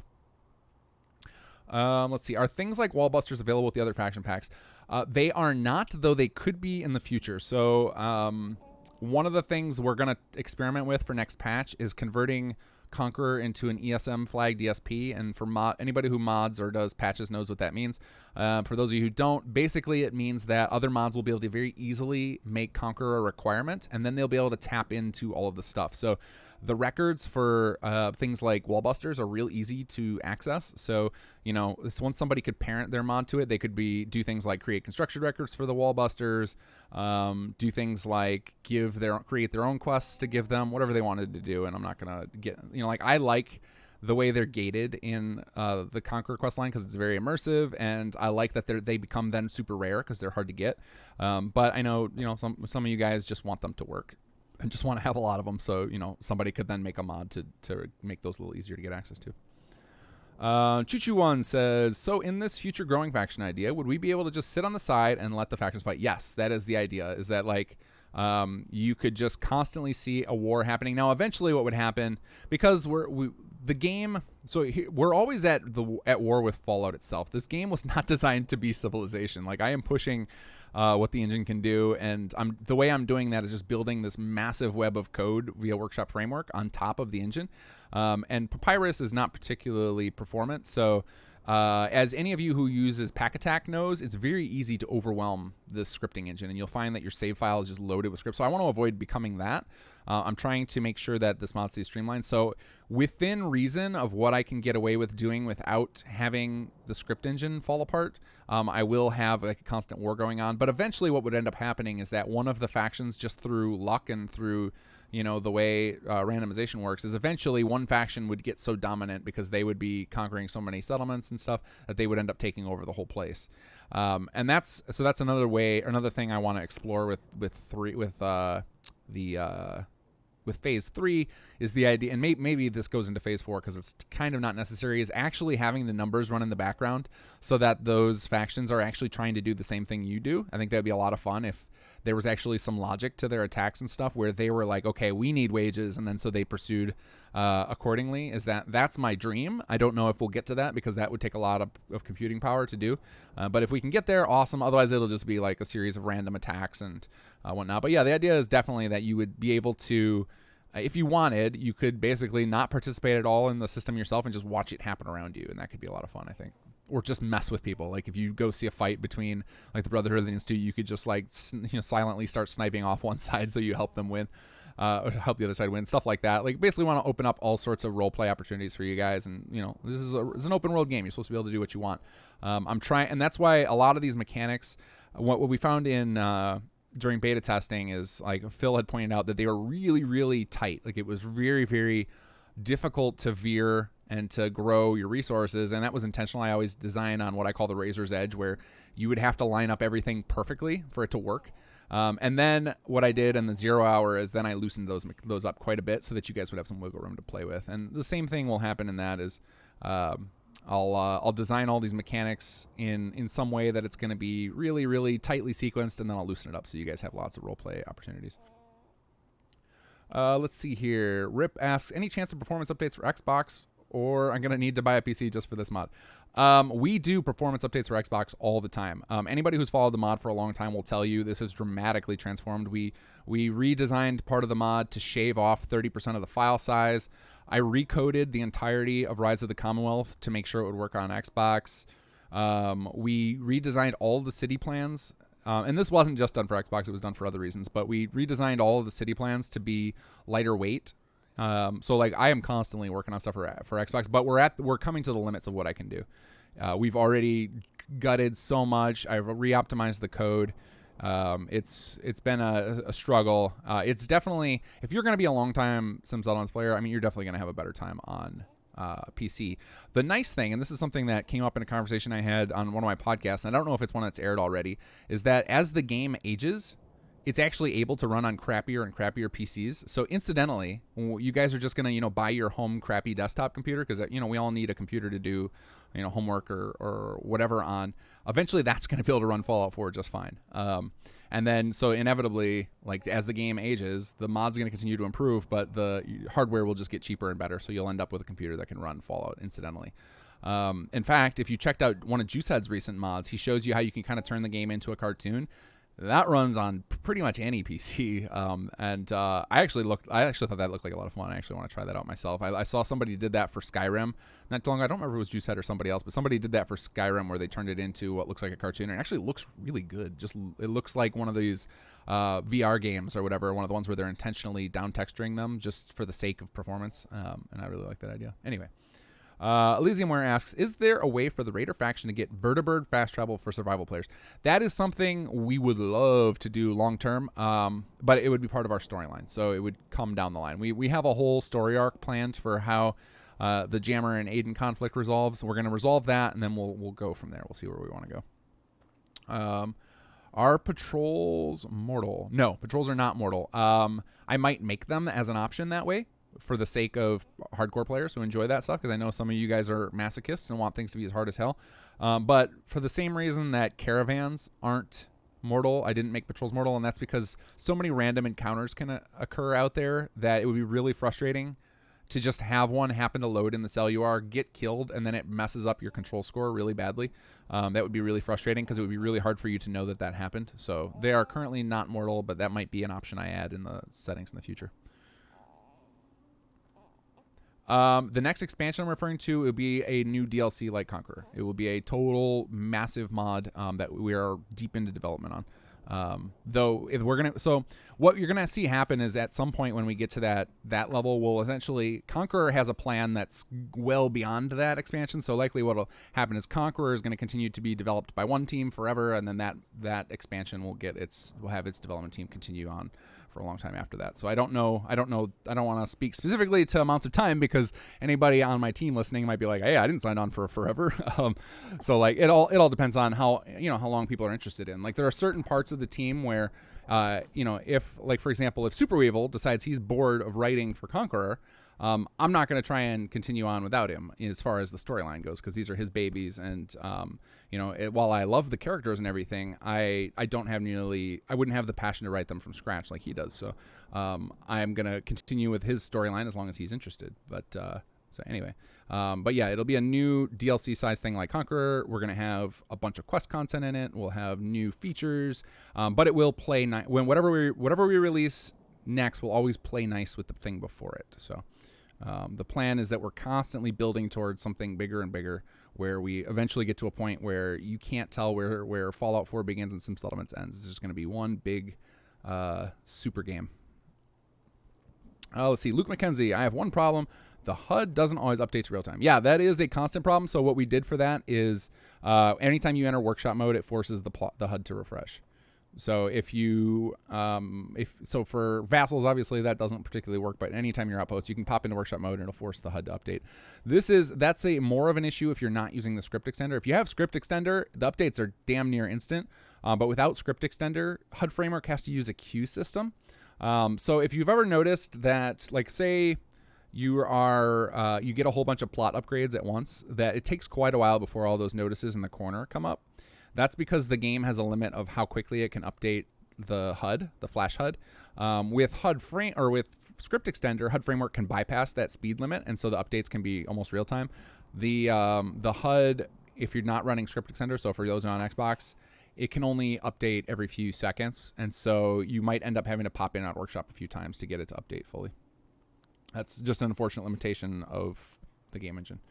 Let's see here. Oh, we got a couple of PMs. Just a second.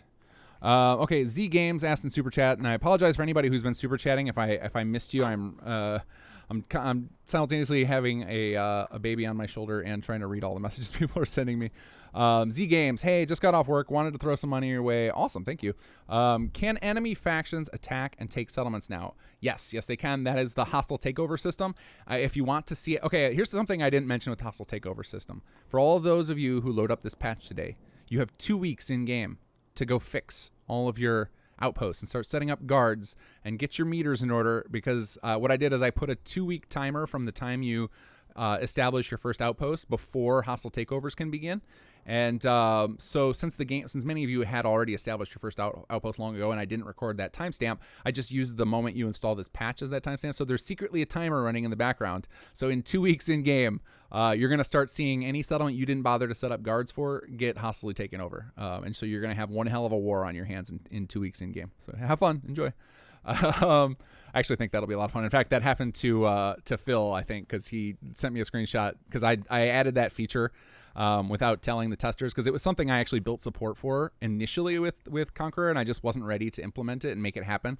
And so I just turned it on, and it was like a nice surprise for them, having played through this beta of these mechanics for weeks, and then all of a sudden that surprise mechanic dropping on them. Let's see here.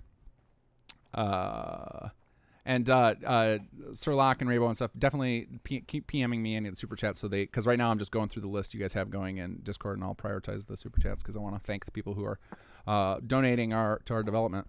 Let's see here. Cognac let's see here. I want to make sure I didn't skip somebody. Gotta back up a little bit. Okay, Cognac Entertainment. Any chance of making CC Homes into base? Oh, like the Creation Club? So that could theoretically be done now. I know I have to make some changes to make it. Oh, hold on. Hey, bud, calm down. Little baby's trying to chew on the microphone. So theoretically anybody could make a mod to turn the homes into full. As long as they have workshops on them, they can be converted into full settlements, and then Conqueror should work with them. If people find that's not the case, like just somebody who's knowledgeable about that can contact me in whatever way they have. Like somebody like Yagi-san probably can tell me how to do that, or can tell me that, and they can tell me what the problem is, and I can make adjustments to make it work. Because I mean that would be weird, and I don't know why you'd want that, but I mean if that's what you want to do, so be it. I'll make it work. The one exception to that is something somebody asked at the beginning of the stream, which was Conquest. Conquest I will not be supporting, mostly because it's done in a non-standard way, and the mod author is AWOL, so I don't want to get involved with that. But with vanilla stuff, where it's not going to be updated constantly, or it's not going to be outside of the norm, then I'm happy to make it work. But like Conquest is just like a special exception because he built his own workshop code, and so it can get kind of wonky. All right, let's see here. Let's see. Was it Monkey? Do the conch side quests such as the toilet gang get thrown back to as more quests later on in the mod? Yes, actually, we have a big Toilet King thing planned for a future patch. So yeah, all those characters will end up being useful in the future. We have a lot of cool mechanics coming that will involve and engage with those characters. They are not going to be side quest characters so one of the things with Conqueror, unlike the vanilla stuff, is ours is much more linear, and we decided that as a kind of at first it was a sacrifice, but now I think it's become a strength. So it was a sacrifice in the sense that when you do things non-linear, it makes it much more open, and the player can kind of explore the game, and you get a little more RP. The problem is that increases the workload, because then we all of a sudden have to factor in all these different orders people might have been able to do things, and it makes it so that we can't really reference back to things or reuse old characters as easily. So since we went linear, all of those characters can have a permanent place in our story, so we can always refer back to them. And so that's something that we're going to take advantage of and really play on, so we can build up the personality of those, because some of them are really, really fun. Toilet King especially, I love that character. Let's see here. Kyle7885, what about a function to take over some of the buildings throughout the Commonwealth to get benefits? Yep, that is exactly the type of thing we were talking about, or what I was talking about initially, was that we aren't limited to just doing things like plots. Just like HQ can be used, we've already got plans for sometime in the Raider story. You're going to start using the Raiders to take over parts of the Commonwealth. And that will be, once I unleash that mechanic, I think that will happen before Phase 3. That will happen sometime in the life of Phase 2. I will open it up so that the faction packs can take advantage of that as well and design their own circumstances where you take over. Because I love the idea of treating the game world like something you can conquer entirely, not just the settlements. And so that's absolutely something we're pushing toward. Domino Dude, did you guys go to game design or something? You've got skill. That's very clear. No, I design mostly, so I do, in the corporate world, I do gamification of user interface systems.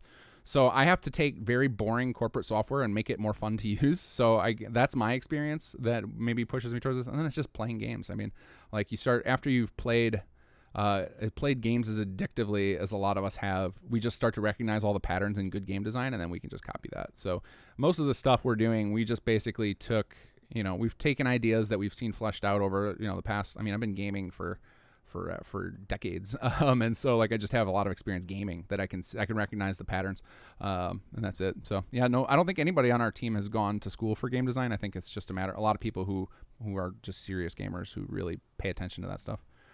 Kaylin Thread asks, which faction packs have been abandoned? I know the Triggermen, the first release of it was, and then somebody else either picked it up or released their own. I don't know which other ones have been abandoned necessarily. I just know that there's some who haven't gotten any updates, despite the fact that we've released a lot of new potential content.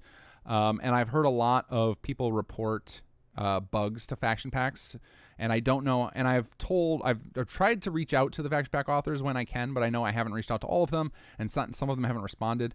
But that if they have any things that they can't figure out, they should reach out to me, because a lot of this is just bugs in the Conqueror code for things I didn't think about. Because while the Raider gang is effective for Jammer, is effectively a faction pack, I don't take advantage of all the features for the Raider gang, so I might miss some bugs. And so like some of this, like I've been working a lot with County Boar, who's giving me a lot of feedback on little bugs, and same with Captain Laserbeam. And I don't think Captain's even released his faction pack yet, but so I am working with a couple of them to try and get some of these issues worked out. And so since I haven't heard from everybody, and I know I've heard bugs, I just assume that those are probably either abandoned or they're just on hold. So I would say, if you're wondering if a faction pack's been abandoned, look at when the last time it's been updated. If it hasn't been updated in a couple of months, it's probably been abandoned. Mr. J, is what you're saying. The war always changes. Oh man, now you're making me want to get some Ron Perlman action in here. I've talked to a couple of really good impersonators of Ron Perlman, but I don't know what to do with them yet. But don't be surprised if we put out a trailer at some point with a Ron Perlman impersonator. Let's see, Domino Dude, why don't you make an arena plot for entertainment like the Combat Zone? I've considered it, but that's such a... I would basically have to rewrite all of that code that Bethesda did because their code sucks and the arena stuff doesn't work well. I also have a problem with there's just not enough space. Like I'm constantly bragging. In fact, I'm going to start building plots while I'm thinking about this, about how good the 2x2 size is, and like it's plenty big to do stuff. The one exception to that is really combat. You can't do... it's hard to do fun combat in there. Like, I guess we could just have two people fist fighting in the center of a plot. But so far I haven't been exploring that. What we're more likely to explore is when you talk about, like, with Jammer's questline, I could definitely see them setting up, like, go take over some arbitrary location, like take over a Super Duper Mart and put a fighting arena underneath it or something. Like, that's more what I anticipate us doing for a fighting arena. Let's see. We're going to need 3 martial and a recreational to do what I need to do. So I can show you guys all the new plot designs, and then I'll talk a little bit more about what each of them does.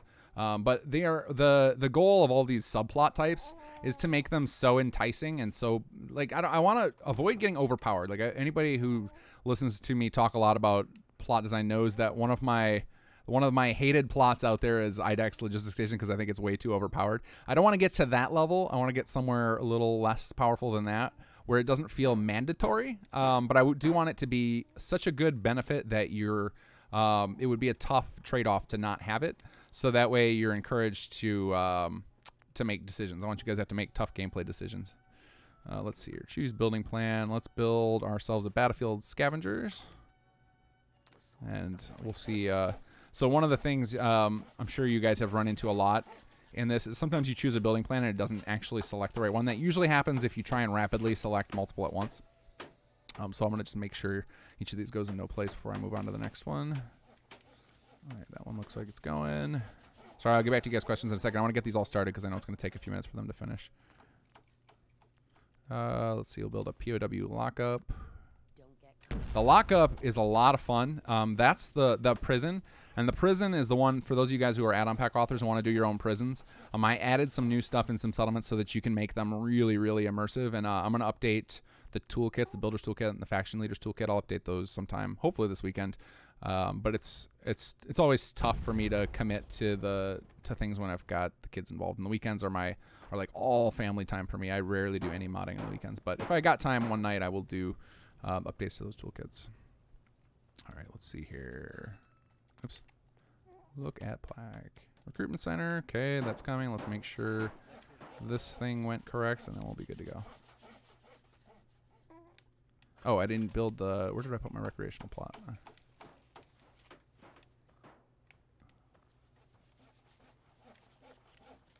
Where did it go?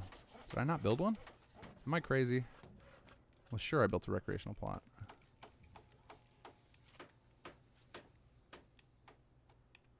Alright, well, I don't know how I lost a recreational plot. We'll just build another one. I'm sure you guys all know where it is, and I'm typing it in chat, and I just can't see chat. Let's see here. Alright, so we need this one to be... And this one's going to be our funeral pyre. So one thing before I continue on this, so you'll see in the description of funeral pyre, it says cemetery in brackets. We might come up with a different way it might become that we add an indicator in the name of the plots as a standard for add-on packs and stuff to use. But right now, that's our standard that's how you'll know what the effect is going to be extra when you build it in an outpost. Because all of these new designs we're adding, you could use these in a regular settlement. They don't have to be used in outposts. They could be used in vassals or normal settlements as well. The benefit wouldn't do anything for you because they're all related to these mechanics. All right, so we'll let those build. Let me get back to the questions now. Let's see here. Kalen Thwet. Is Forsaken Vulture still being worked on? I'm uncertain. Forsaken Vultures is really cool. It's very clever. It has a lot of cool assets in it. I don't know if they're still working on it. I think a good tell will be after I release the next update to the toolkit. If you guys go, spam all of those add-on pack authors for the faction packs you love, ask them, are they going to take advantage of the new mechanics? If you don't get a response in a couple of weeks, you can probably assume that they've moved on. Because that's a constant thing with mods, and we've had that with the add-on packs. Is that eventually, people get bored of the game and then they stop modding for a while. But we've also seen a lot of add-on pack authors come back from the dead. So I'm hoping the same will happen with faction pack authors. And just like what we've been doing with the add-on pack mega packs, come year 3, so when we get to like March, we start planning these usually in a couple months in advance, but so like sometime early next year, we'll start poking all those authors and see if any of them want to combine theirs into a common thing, and then we'll make a mega pack out of faction packs. Let's see here. Zombieland Gaming. So I had a quick question. I have some settlements at ESM and WAT Minutemen.esp. What else would you recommend for sim just starting out? I recommend people grab, everybody should have HUD framework and settlement menu manager. I think those are too important to the sim settlements experience. They're practically, they might as well be requirements. They're so important to the experience. And then I would grab beyond, and then I would grab the other sim settlement stuff. So grab the mega packs to start. Like if you're new to add-on packs, grab mega packs. They're great because you get a bunch of plots from everybody. So you get to taste a little bit of what most of the add-on pack designers have done, and you can kind of get a feel for which ones you like, and then you can expand from there and grab individuals. As far as mods beyond that go good with sim settlements, there are a lot of people who love. I guess if you're new, that's what I would start at. Keep it simple like that, and get used to get used to which parts of this are sim settlements, because sim settlements is really deep. There's a whole lot to it, and then once you get your head wrapped around everything that's in sim settlements, then look into other sides of the game that you're interested in. I would say, because sim settlements has the settlement side covered pretty well. If you're looking for a mod list to start playing from, I have a Let's Play going that has a mod list in the description of every episode. That's just all the mods that people have recommended to me, and I try them all out, and so like that's a big list of mods, and they all seem to work pretty well together, but it's mostly like weapon mods and stuff. So if you're looking for specific suggestions about what plays nice with sim settlements or what would complement it, I think you're going to be better than asking me. You're going to want to ask other people in the community. So like, look, if anybody responded to you in chat, they're going to have a great opinion on that, because I play the mod way less than you guys do. I prefer to spend my free time building to the mod rather than playing it. So I put a few hours a week aside to play, and like that's what my Let's Play is. But other than that, I think most players in the community would have a better grasp on what mods play well with sim settlements. Let's see here. John Geddes. Will the new HUD update to an existing save, or does it require a new playthrough to kick in? It will work with an existing save. The HUD should kick right in as soon as you walk into one of your outposts and vassals. If you find that doesn't happen, it could be what I talked about not using F4SE and things just being slow. It could also mean that you just didn't update one of the mods correctly. So it might be like Nexus. If you guys are still using Nexus mod manager, you should get away from it. You need to switch to Vortex or switch to mod organizer, but Nexus is such a problem. It frequently won't overwrite the files. I like Nexus as a simple mod manager for a tiny load order, because its plugin screen is nice. Like I still use Nexus for my dev machine, but if you're using it as a player, you're in for a bad time, and you're gonna end up with a lot of broken load orders. Camouflage. Will there be a 1-year major update for ROTC like the R&D patch for our IR? So Conqueror, that's what Conqueror was going to be, actually. It was going to be a 1-year major update for ROTC. And then when we started exploring, so the idea, the 1-year patch was just going to be pre-built. It was just going to be like, here's the new patch, you can now pre-build the settlements. And then we started playing around with Nuka World and realized that it was so much fun that we wanted everybody to have that. So then Conqueror was born. So that's actually how Conqueror started. Is a few months before that 1-year anniversary of ROTC, I started working on that mega patch, and then realized it was too big of an idea to be just a patch. It needed to be an expansion so that we could put a full team on it. Choo-Choo, would it be possible, or Choo-Choo 1, would it be possible to get Ophelia or Jammer's actual companions at some point? We're discussing that. It's very likely that Jammer becomes a companion at some point, because we've actually got a crazy amount of like incidental dialogue we've been stockpiling, because Jan, the amazing voice actor behind Jammer, has been making himself very available so that we can make the character deeper. And so like we're getting close to where it's like, oh, we would just have to add a handful more lines and we can make him a companion. I don't know that we'll ever get as deep a companion as something like Heather Kasdan, like some of the stuff like Llama does, or Ellen the Cartographer, like those companions where they have comments on everything in the game. I don't know that we'll ever get that deep, but we're gonna just keep pushing. And because our quest line is, because we keep adding incidental dialogue, we can reuse a lot of that for companion commentary. So it's likely that Jammer ends up as a companion eventually. Let's see here. I'm sorry, guys. Just gotta calm the Duke. There you go, bud. All right. Kanye Pest, fantastic name. Will you be doing more Sim Settlement quests? Yeah, absolutely. In fact, Conqueror, I would say the main quest line is, I wouldn't even say, I was gonna say it's at around the halfway point. I don't even know if that's true because we keep getting more ambitious with each content patch, but we still have a lot more quest content coming for Conqueror. And then we have more, and then basically what I've said several times now is anything we add new to Sim Settlements, any new features in the expansions will always be introduced with quests going forward. I think it makes it feel so much better in the game. It's a fun way to teach it, and like we're starved for quest mods. We don't have enough quest mods coming out in the community, and I don't know why now because they're hard as hell to make. But yeah, we will continue to add more quest content for Sim Settlements forever. Z Games Super Chat, thank you. One more, you deserve it. Fantastic. Question about requesting mods. Do you know where to ask? I would love to see the Ripper made into a full chainsword. Really do love the passion you put in this mod.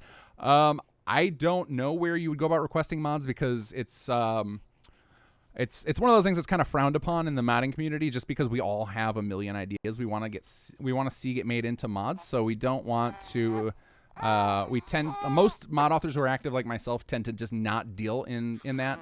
Like there's no amount of money you could pay us to break free from what we're already excited to work on.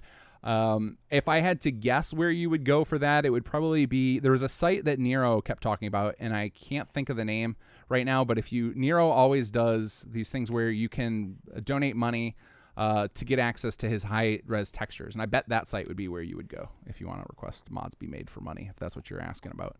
All right, let's see here. Go back up. Let's see. Monkey asks, would the arena code from New Vegas be any good? At least the betting, etc.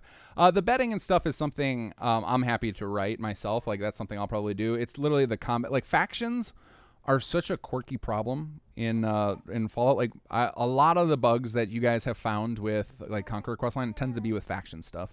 And that's why the arena plates from that one DLC are kind of a pain in the butt, is because they have to do with factions. That's always the challenge with those. Deer Scream asks, did he say he doesn't like IDEC Station? Yes, I hate IDEC Station. I mean, God bless IDEC. He did an amazing mod. It's really, really cool. I just think it's so powerful that it becomes one of those plots where people feel like they can't play without. And that to me is a sign of an overpowered plot, is that if you're running, I've had lots of requests when ROTC was still in development of, hey, can you make sure that every city plan has a industrial level 0 so we can use IDEX? And like stuff like that, it just makes me cringe because that's exactly what we don't want. We don't want any plot feeling mandatory. And I'm sure that some of these new things we're implementing with Conqueror are going to get into that realm where it's going to be like, this feels mandatory now. And whenever we find that happening, what I'm probably going to do is rebalance things. Either I'll make the plot a little less powerful, or I'll make the vanilla mechanic or the default Conqueror mechanics less hardcore so that it doesn't feel mandatory. We don't want anything to be mandatory. We want you guys to have lots of wiggle room and play, because we're not. I love the idea of making a really tight game with like razor thin numbers that you guys really have to like learn to master. But what I find in practice is that most people don't enjoy that, or it becomes. You end up tying your own hands as a developer. You design a system that's so tight that then introducing even a little bit of a variable, you break everything.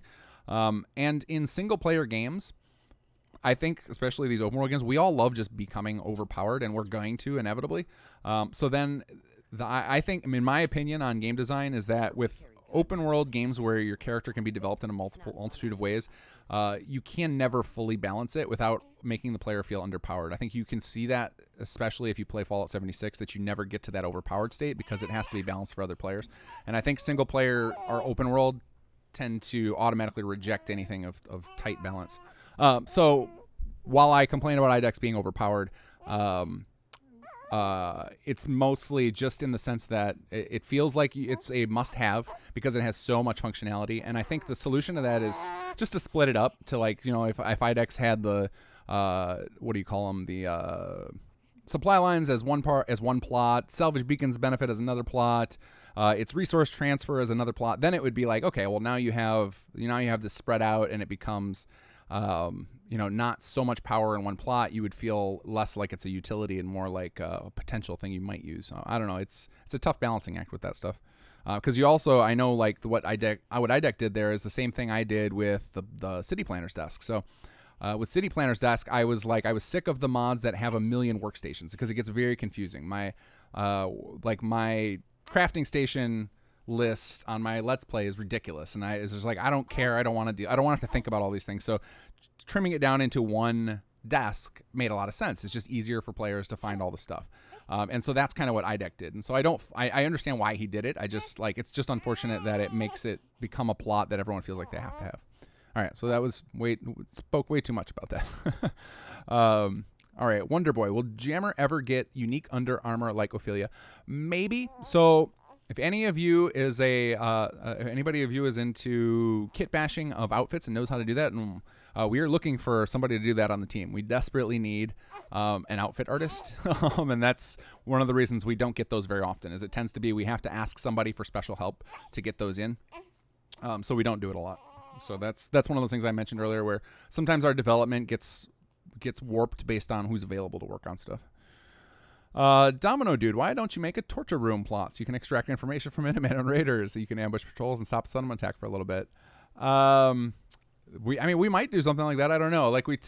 We haven't been doing a lot of. We've been as dark as we've gone so far as the slave stuff. I'm trying to avoid becoming a BDSM mod, so we got to be careful there. But maybe that'll become a mechanic. There's a lot of interesting mechanics that we're going to touch on. And as I'm sure you guys can imagine, when we introduce all of these new meters, so we've got all these new resources and everything, it just way opened up the doors for new potential plot types and stuff. So there's a lot more to come. Hold on, guys. I'll be right back. I gotta take care of the baby for just a minute. So give me about 60 seconds, and I'll be back to work on the on this question list.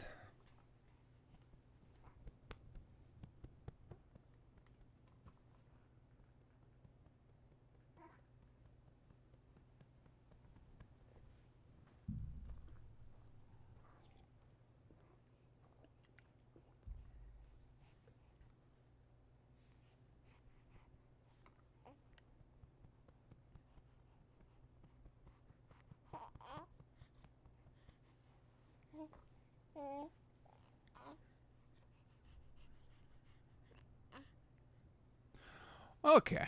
Let's see here. Hunter the Wolf. Question: with Conqueror, can you run new life mods? I assume you mean things like alternate start mods. You probably can. I know some people who have. But I've also seen some people complain that the startup wizard for Conqueror doesn't work necessarily with Start Me Up. So it should theoretically work. What you would likely want to do is, as soon as you're done setting up the Conqueror options, is you just wait there before you do the Start Me Up options, and just make sure Conqueror finishes all of its stuff, and then do your Start Me Up options. Assuming that they come up in that order. I don't really know if you can force it. I know there's a lot of limitations there because you don't really have a UI or you don't have a Pip-Boy yet, so it might have to be that you have to use console commands. There is a console command to force trigger the Conqueror startup, which has been spread in the community. I don't have it handy, but I'm sure somebody who's watching does, or if not, you guys can ask for it on the forums. That's been passed around a few times. Let's see here. Steam Canuck, are we going to see main quest integration, e.g. penetrate the institute, etc.? That's something we would love to do. Right now, our focus is we're going to do... The reason we created the character Aiden is because we love the idea of the Minutemen being an enemy faction, as a way to play through there, but we didn't have access to the voice actors. We don't have access to Preston, and we don't want to... We've already jumped through a million hoops to make the player voiced because we wanted it to feel like part of the main game. But trying to do that for the player and for NPCs and tell an interesting story is just too much to ask. So... we're doing it with the Minutemen by creating new characters. We feel like that's going to feel contrived if we do that with every faction. So we have to come up with some creative solutions for that before we're ready to pursue it. So it's kind of one of those things where we want to do it long term. We would love to have a way for you to play through the entire main quest line and deal with the major factions with the raiders, but we're taking it one step at a time. So for now, our focus is let's get a self-contained story with our version of the Minutemen, plays through, has a nice ending, feels complete, and then we'll see if we can double back and add more integration, extend our story, things like that. Choo Choo One, any chance there'll be 3x3 plots for the other types of plots? Not anytime soon.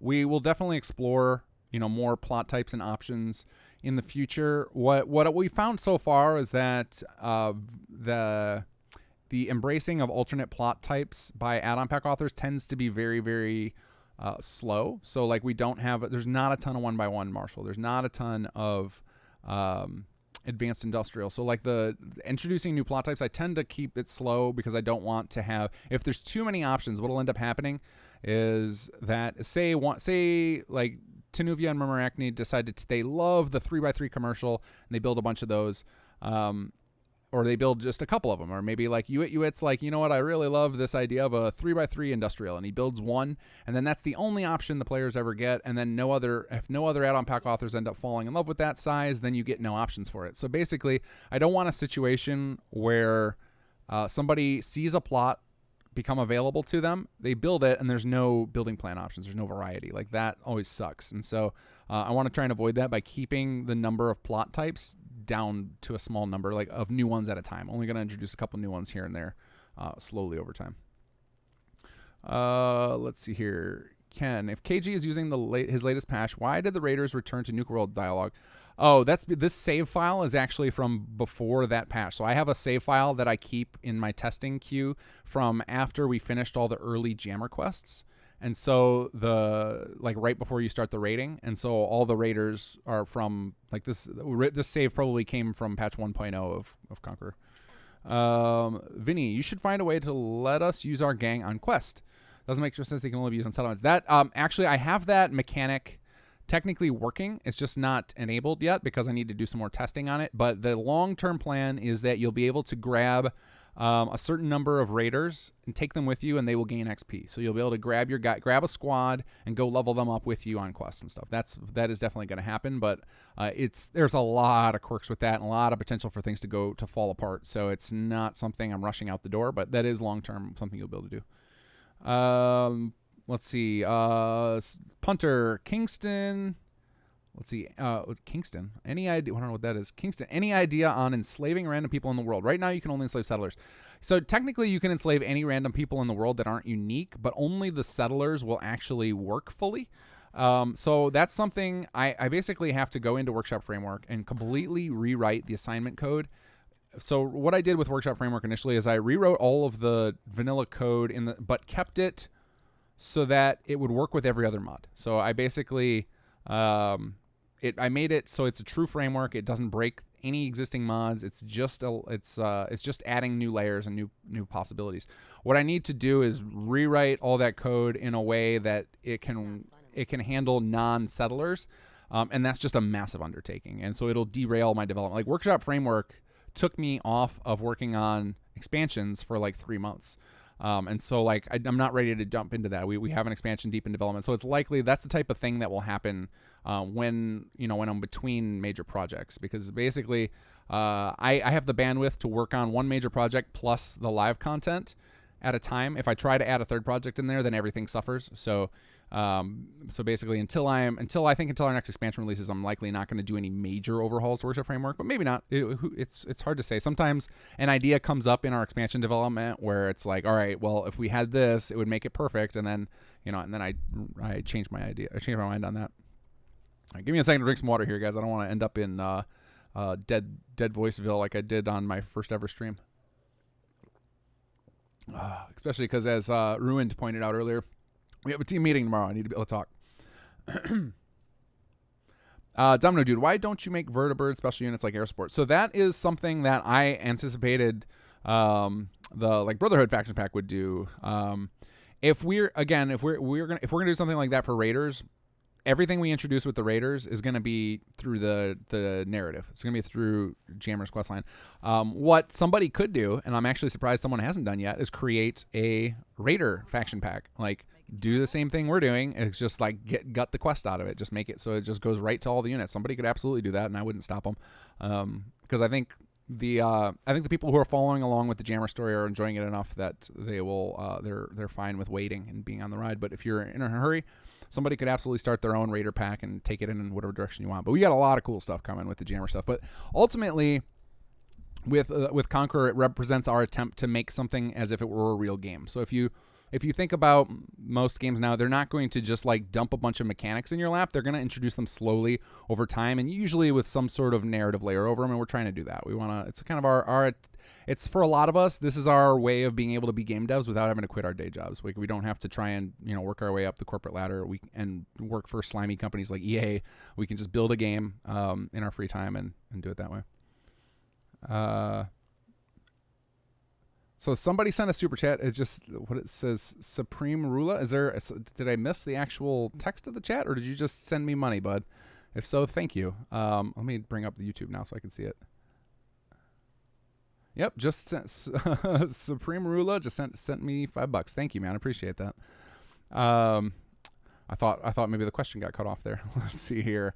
Choo-Choo1, any update on the issues with certain enslaved NPCs not using plots? That's what I was just talking about, and basically any NPC that doesn't have there's a script in the game called Workshop NPC script, and settlers have this, and like certain NPCs like companions have it. Any NPC that doesn't have that, Sim Settlements was designed for that script, so it looks for that script, and if it doesn't find it, Sim Settlements rejects it. So I would have to rewrite all of Sim Settlements to not look for that script anymore, and that's just like that is just as big a project, if not bigger, than doing it for Workshop Framework. So those enslaved random people you pick up in the world, those are always not going to work plots for the foreseeable future. But I'm giving you a whole new way to get captives in here, which we'll go over as soon as I catch up all the questions. There's a great new way to get captives, and those captives you can generate will be usable with plots. So it's just those ones that you capture out in the world with slave collars that are not plot usable, which is unfortunate. I would love it if every NPC could work, but that's a big project. Elysiumware, do friendly raiders use ammunition? If I give them a weapon, can I only use one bullet for that weapon? It depends on the weapon. So the vanilla game is designed so that usually the more powerful weapons like rocket launchers and Fat Men they use up ammo, and then just general weapons like laser and ballistic weapons they only need one bullet. So it really depends on the one. But yeah, they use the same mechanics as the rest of the AI on the game. They do not require constant ammunition. Mr. J, I actually almost forgot to ask, are there any mods that give settlers names that actually work well with Sim Settlements and with the base game? So I helped make a mod that was, and I gotta remember the name of it, that does name settlers, and it's pretty stable. So maybe somebody else will remember what it is. But it's one where I just after it came out, I helped the designer recode it so that it would be a little more stable, and then I kind of stepped back and didn't get involved with it any further than that. And it's one of those things where, like, at first I liked the idea of having named settlers, but I've long since come around to the idea of I understand why they aren't named, and I prefer it. And that's just because it would make it harder to find the important people. Like people like Sheffield and stuff wouldn't stand out very much if you had everybody with a name. I think that's the logic Bethesda was going for, and I agree with it. So I personally prefer them to just be named settlers so that you know their background characters. So I don't use one of those mods, so I don't know of one offhand.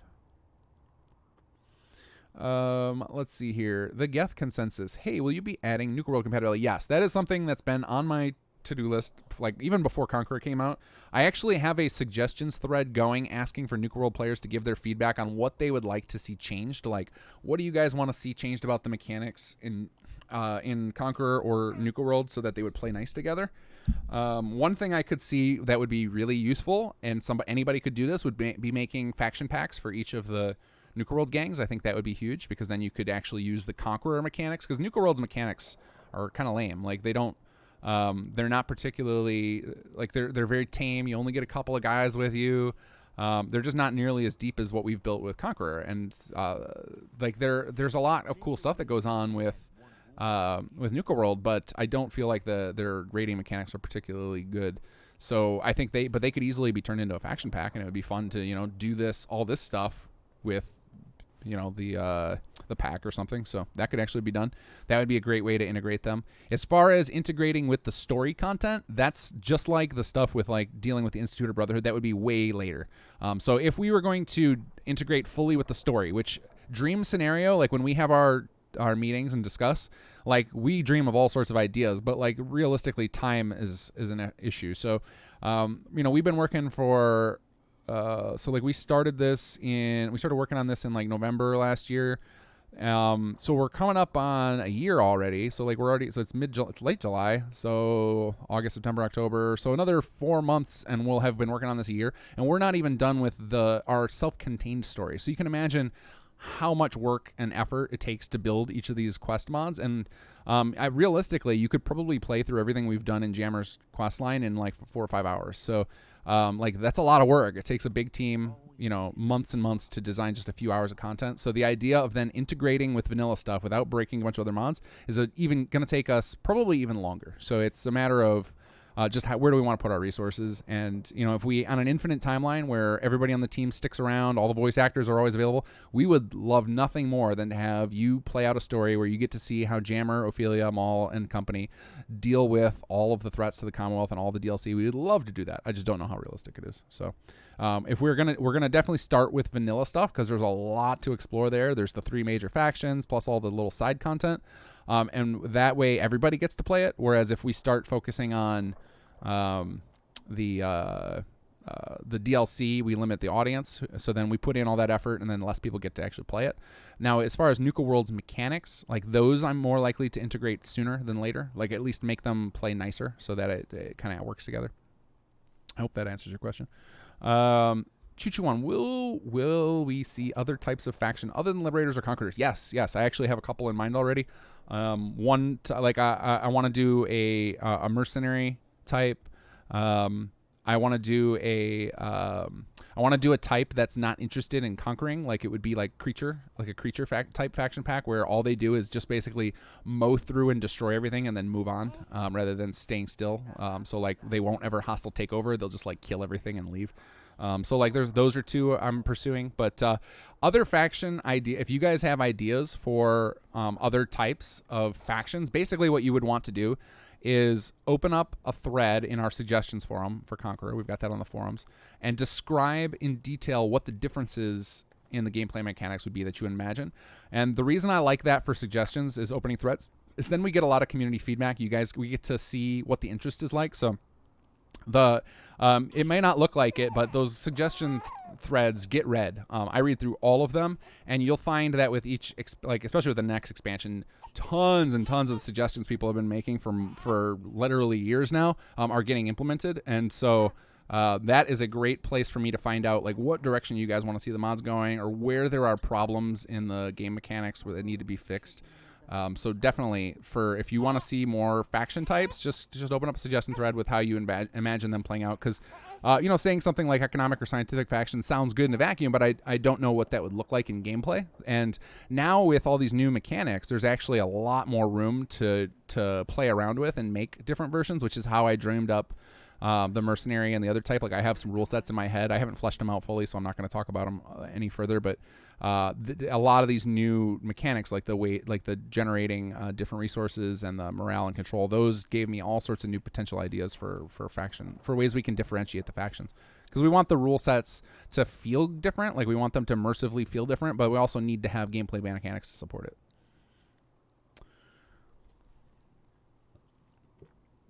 Let's see, Darren. Conqueror crashes my Xbox saves. If I forgo it, will I only miss out on the Raider questline, or are there anything else? So Conqueror is I would say 3 things now. One is it's pre-built settlements, so you can start the game with cities already built to explore. That's one aspect of it. Number 2 is the Raider questline from Jammer. So yeah, that would be one thing you're missing out. And then the third now is that this whole, if you've watched the whole presentation, once you start playing with this, you'll feel that it completely transforms the way you look at settlements. It's a whole new way to play. You can start conquering the map, and it just gives you a new end game activity. Because theoretically, you could also do it like this. This is another way I envision somebody RPing it. Because I know a lot of us who play these Bethesda games always want to see how many thousands of hours can I get out of one character. Well, one of the things you could do is play through the game. building up all the settlements yourself, and then switch to the warfare gameplay like late game, and then turn that into your end game activity. So there's a lot you can do with this. So I would say it's definitely worth trying to figure out how to get it working on your Xbox. But if you've got an existing save you've been playing, you should just finish that and like plan on doing Conqueror as its own save where you have a minimal load order. Like that's something a lot of people on PC do because it's easier, because we have profiles we can set up where you tend to make a character and it's like, all I'm going to do is this type of gameplay and then focus on that and get, just a handful of mods to support it. That's kind of what you want to do on Xbox, is stick to really tiny load orders that transform your gameplay mechanics instead of trying to jam every cool mod in. Because the Xbox has so many limitations. Hardware, like it's got limitations in how much you can render. You've got the hard space limitation. You can only have 2 gigs of mods. There's so many limitations on Xbox. Let's see here. Water break. Diane Curtis, how do you use the Gunner faction pack in place of Raiders? So with faction packs, basically, it depends on the type they're set up as. I imagine they set up the Gunners as a Conqueror, as opposed to a Liberator. So if you're playing a Conqueror faction, you just go into any empty settlement, build a Warplanner's desk, and then it'll offer you to claim that, as long as that settlement doesn't have anyone living there, it'll offer you to claim it for a faction. You then claim it for whatever faction pack, and then you'll start getting recruits every day for that particular faction. And that's the default recruits you get are based on the vanilla mechanics. So in the vanilla game, your first 5 settlers, you'll just start getting almost daily. You'll get one. And the way to make that happen faster is to fix happiness. So that's all you would do. You would start out by just working on your happiness and start building up an army. And then once you have your place built up a little bit, you can start donating resources through the ham radio on the desk. Basically, all your gameplay loop, if you're trying to do other factions, resolves around that Warplanner's desk. So everything you do is on the Warplanner's desk as opposed to going through Jammer. Let's see. Domino Dude, how about a spy unit to sabotage turrets and generators and weaken enemy settlements? That's definitely something we're looking into for different reasons. So one is I mentioned a few things in the patch notes that aren't in there, but it's more like this is the type of thing that you might expect in the future. One of the things we want to play around with in Vassals is, if you start to let morale slip, is to start having the NPCs sabotage your operations there and make it more likely you get attacked. And that'll be a lot of fun, like when you're trying to manage a gigantic group of settlements. But we've got to always find ways to do that in a way that it doesn't become annoying, because one of the reasons that we have it set up that once you have full control to your side settlements, they won't get attacked anymore, is it gets really frustrating if you're trying to play Fallout 4 and you're just getting attacks all over the place, especially if you're a survival player. It's just obnoxious to have to go chasing down all these little issues. So we have to make sure we do it in a way that's fun, in the context of you could be halfway across the world. So stuff like that, it can be tricky, because it might be fun if you were focusing on one settlement, but if it was happening, like if you're hanging out in Red Rocket and it's happening in Warwick, that is just a giant pain in your ass. Okay, let's see here. Arsenal Gamer, can you add patrol support for automaton bots? So that would probably, you can probably already do that with the Industrial City mod, because it adds a faction pack for the what the hell's the faction from Automatron? But I think it builds robots as part of their soldiers. So anyway, that probably has support for it. And I'm sure that people like Matizio, who are good coders, like once he sees how I did the patrol system, he can just emulate it and then give you support for that. But that's something that we're not really focused on. We have talked about potentially bringing in Automatron into the fold in our Jammer quest line in some way, because they are raiders, so it would make sense for Jammer to reach out to them. But we're just we're focusing on vanilla stuff first. So. Deer Scream, has there been any chatter about what the new full expansion is going to be focusing on? No, we keep all of that locked down tight, because it tends to be we end up with a lot of features that we're experimenting with that get cut.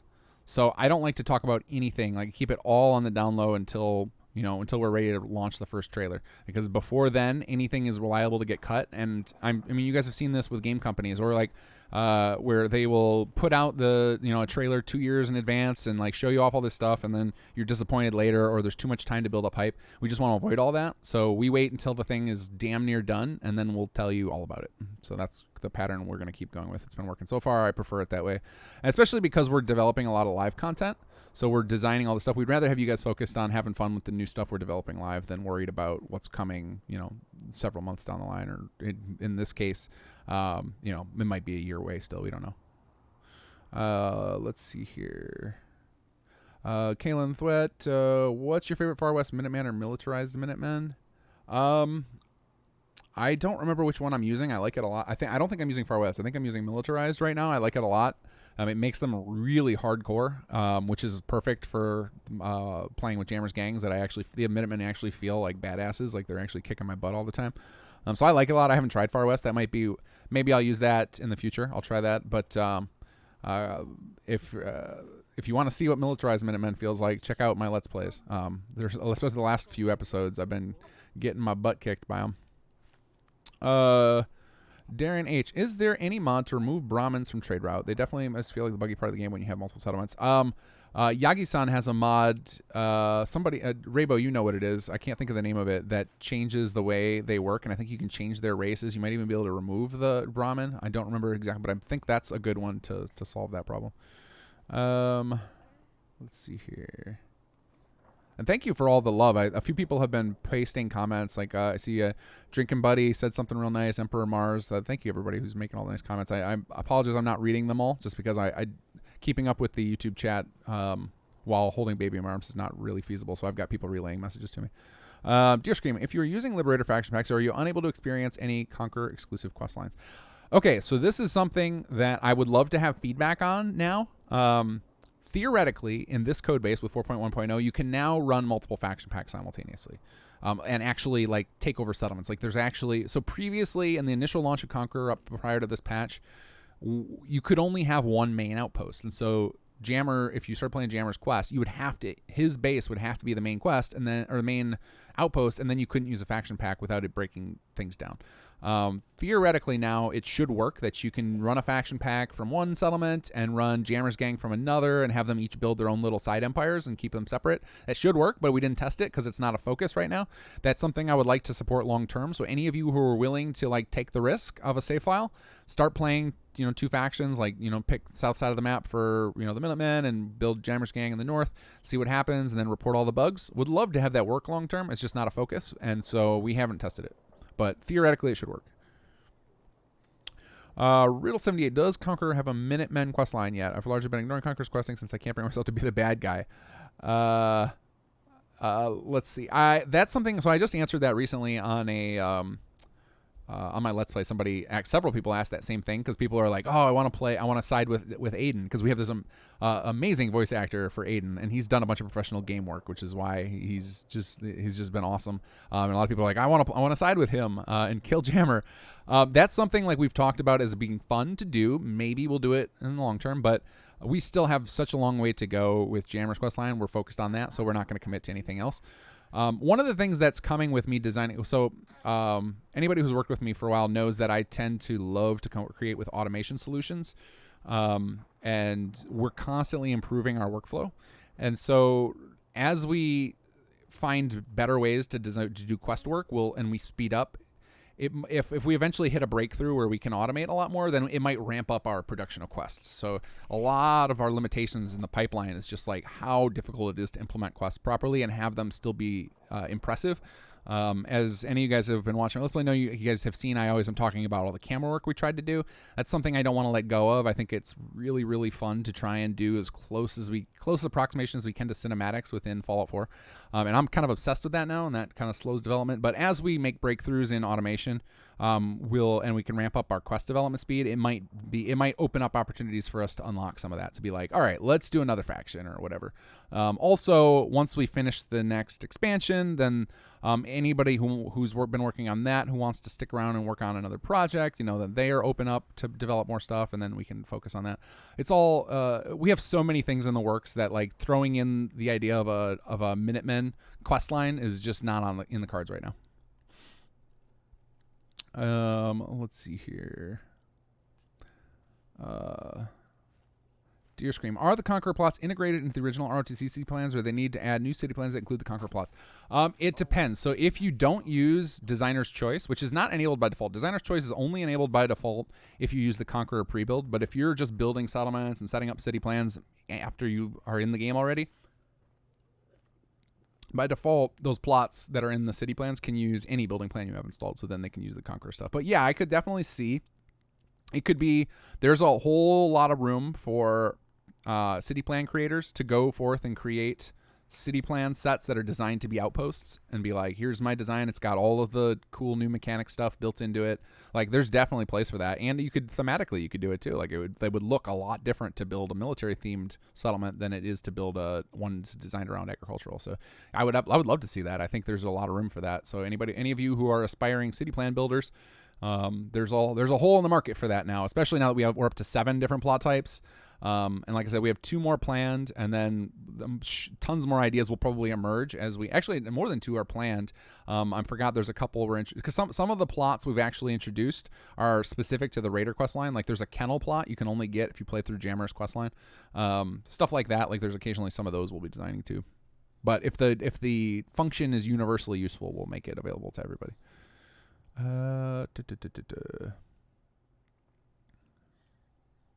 Okay, Choo-Choo-One, you mentioned you wanted to show us a new way to get captives. Yeah, let me stop. Let me put I was waiting for the baby to stop crying and fall back to sleep before I did that, but he has done so. So I will let me put him down, and then we'll go over all these plots, and I'll go into them in detail because I'm sure some of you are ready to go to bed or go play the game. If you can take something, it's yours. Okay, so let's start with the prison because that's the one that adds a potential new mechanic here. So I think this is this is our recruitment center. Where's our prison at? Oh, it's this one right here with this cage. So the way the prison works, and any add-on pack can create a prison. It won't be super immersive until they get the information about how to create the markers of where the captives will stay. But what happens is if you have a prison in a settlement or vassal, whenever that settlement or vassal is attacked, at the end of that combat, depending on the level of the prison and how many slots you have in it, you will find prisoners were taken during the raid. So a level 1 will be able to hold 1 prisoner.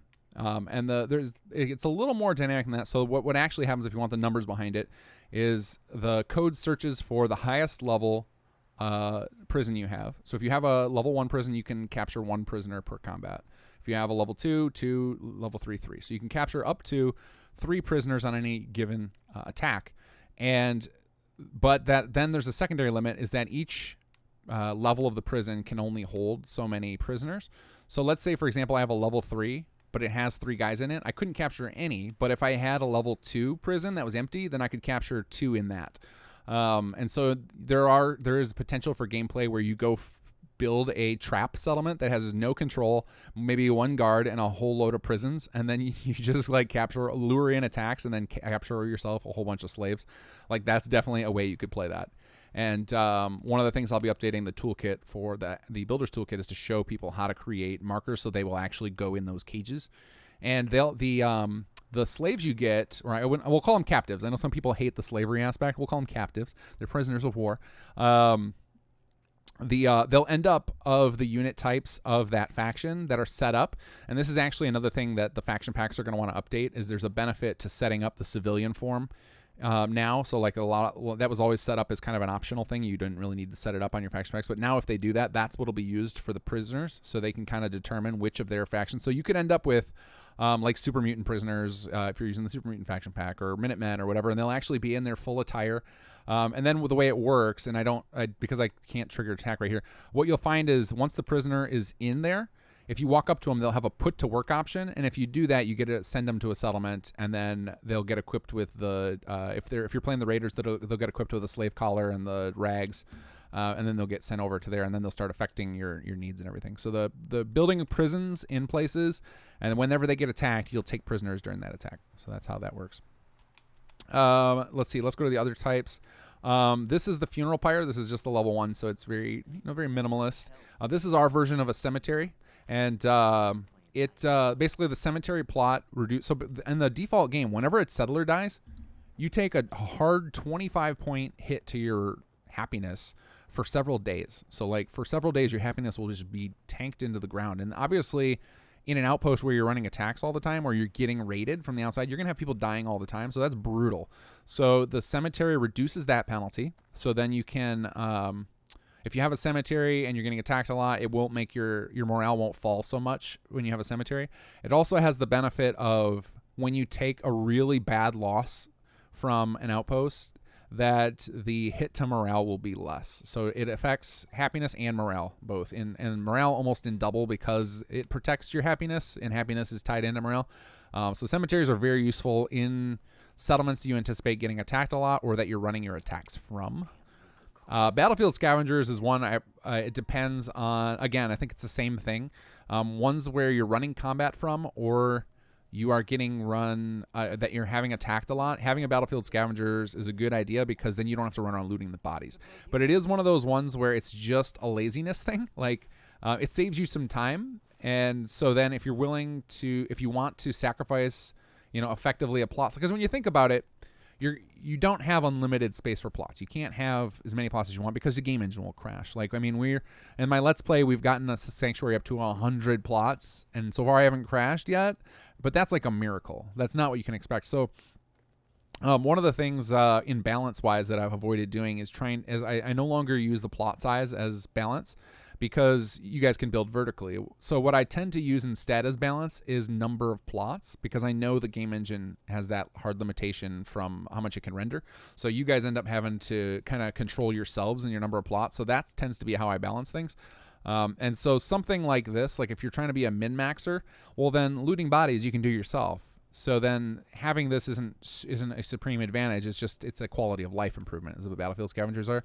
The exception to that is once you get it up to level 3, they will start finding extra grenades and stim packs on the bodies, and that can be a pretty big advantage. So there is a non-quality of life improvement benefit to scavengers, but for the most part it's quality of life. You don't want to have to waste time looting bodies. The other part where it's not just a quality of life improvement is there, depending on your system settings, there's an automatic body cleanup that happens. And if you're on a lower end system or Xbox, the bodies will usually get cleaned up faster than you can loot them. And Battlefield Scavengers will prevent that from happening because it'll loot them for you automatically if the body was about to be disappeared. So if you're on a low end system, you probably want Battlefield Scavengers. And then the last one is Recruitment Center. And this one, it basically just increases the number. Speaking of which, all of these plots here, you're seeing the Raider skin version of them. So we design every time, and Uit is the one doing all this work, and thank you, Uit, for doing all that. But the way it works is we put a base version of each of these buildings into Conqueror that are not Raider themed. They're just generic military themed, and then we add a Raider skin on them. So you're seeing the Raider skin version, but these are actually available for every faction pack, and they won't be Raidery. So there'll be less dead bodies and blood, and there won't, like, these posters, instead of being painted over, you'll see the poster underneath. So like there are non-Raider versions of all of these building plans I'm showing you. Okay, so anyway, the Recruitment Center increases your max daily recruitment. So right now the daily recruitment is maximum of 5 new people per day. You do have to pay for them. You have to pay 100 resources, and the resources, depends on your faction pack. So if you build a recruitment center, you can increase that to 6, but it's a chance until you get it to level 3. So the chances are 33% chance, 66% chance, then 100% chance. So a level 3 recruitment center guarantees you go to 6. You can have up to 1. You can have as many recruitment centers as you want in settlements, but only 1 per outpost counts. So if you build one of these in every outpost, so say you have 10 outposts and you build 10 of these and they're all level 3, you just bumped up your max recruitment to 15 per day. So recruitment centers can be really awesome if you want to ramp up your recruitment levels. So I think that explains all of them. So recruitment center, great for growing your warrior count. Prisons, great for growing your captive count if you want to go the prisoner of war route. Which the balance with prisoners of war is you get to, they're cheap labor, but they make it much harder for you to control your settlements. So it's to help you RP really as that that slave driver. You're gonna have a bunch of guards to keep them all under control and everything. So I think that explains all those plots. So, all right, so I'll go back to questions, and hopefully if you guys had any questions about those plots, I can get to those. Domino Dude. Oh, this is a loaded question. What's the best SS add-on? I'm not answering that. Let's see. Riddle 78. So, were you guys actively referencing Mad Doc Grotznick when writing for Leech? I could not answer that. You would have to ask Oldworm. He is the writer of the Leech character. I'm sure if he's in chat, he'll chime in. Otherwise, you'll have to ask on the forums or something because I cannot answer that. One of the things I like to do with the writing on Sim Settlements, both in the quests from that we've introduced so far in Conqueror, the quests we're working on, the stuff we've introduced in patches. I tend to just unless something really bothers me, like it's super unimmersive or is too fanficky or whatever, or too many. What's the term? If it's too much pop culture reference. Other than that, I tend to just let the writers do whatever they want, and as long as it's feasible, I'll implement it. I think it's more fun that way. I think it's more fun to just let them deal with the story stuff and trust their judgment, because they're obviously people who volunteer as creative writers, showed me stuff I liked. I'm just like, go for it, go nuts, let's see what you do. And then the only time I tend to get involved usually is if it's gameplay related. So I don't have a lot of input on the writing. Let's see.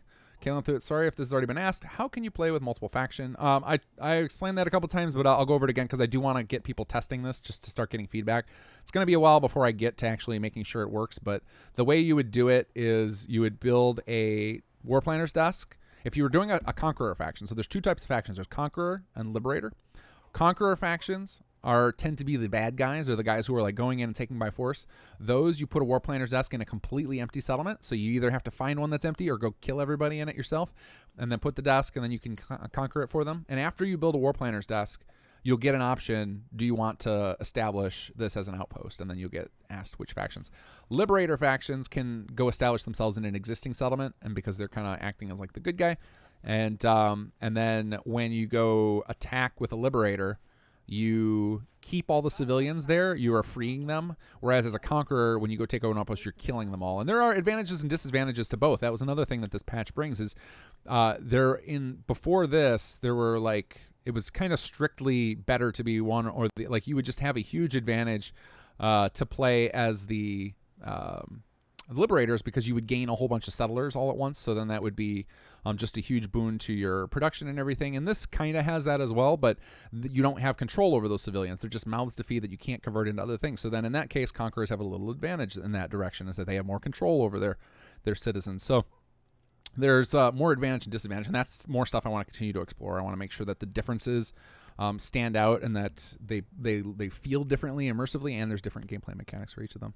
In fact, morale is one of those things where I definitely want to explore that more. I've been thinking about new rules for morale depending on the type of faction, but I also need to, in making all these different rule sets, need to make sure they're very clear in the UI so that you're not confused, because it would be really annoying if you were, you felt like you had all the gameplay mechanics mastered and then you switch faction types and now all of a sudden everything you knew is out the window. I don't want it to be that different, but different enough where that you can immersively play it out a little differently.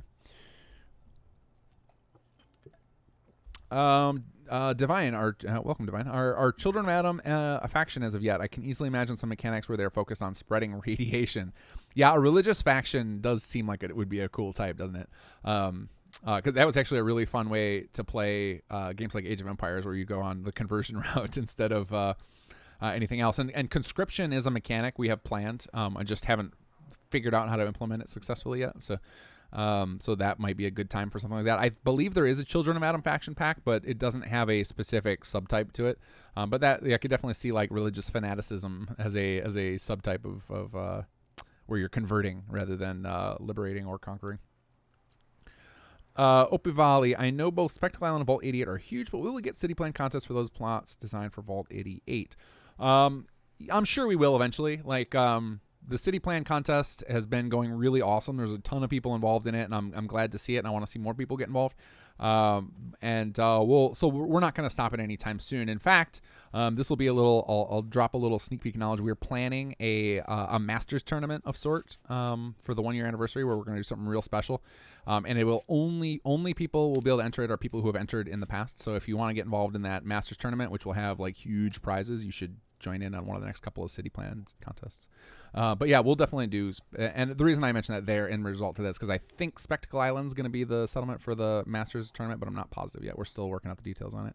But yeah, those big settlements will definitely be a part of it. But they'll likely be, when we get to those in the city plan contest, it'll be that's the only one, as opposed to having choices. And so that will limit the number of people who want to participate. So we're not going to do those frequently, but we will do them eventually. Oh, hold on. Got to get the Duke again.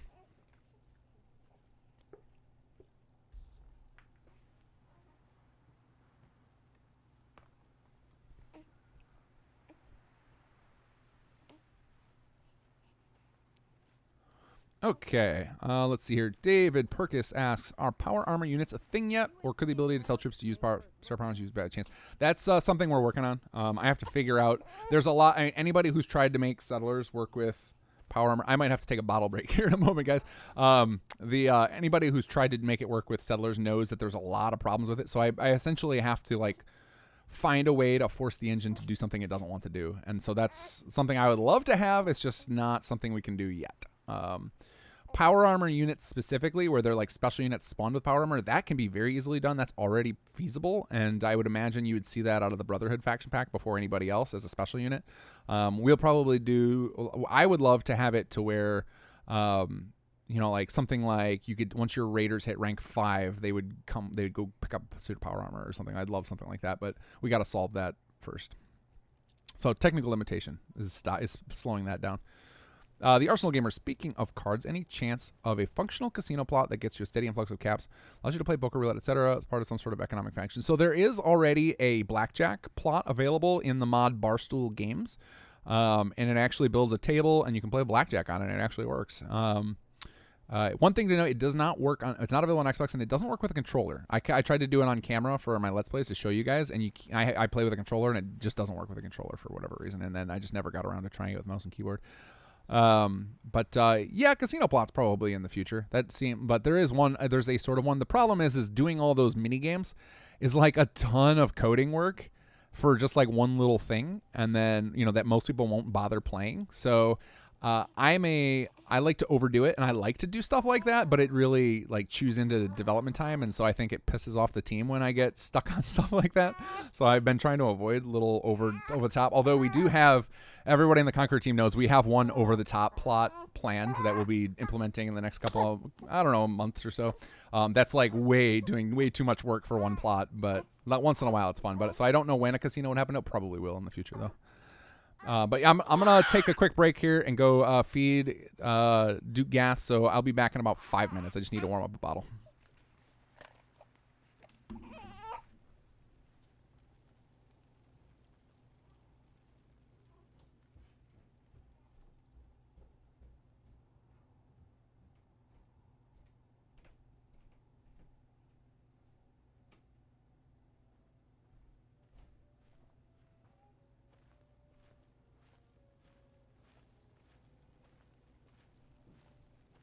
If you can take something, it's yours.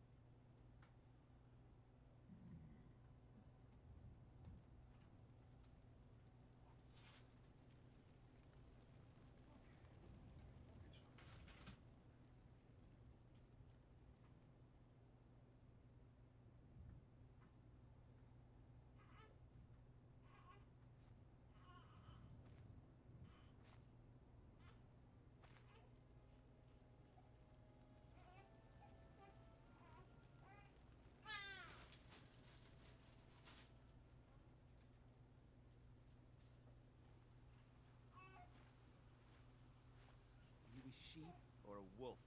Because the pack only runs with wolves.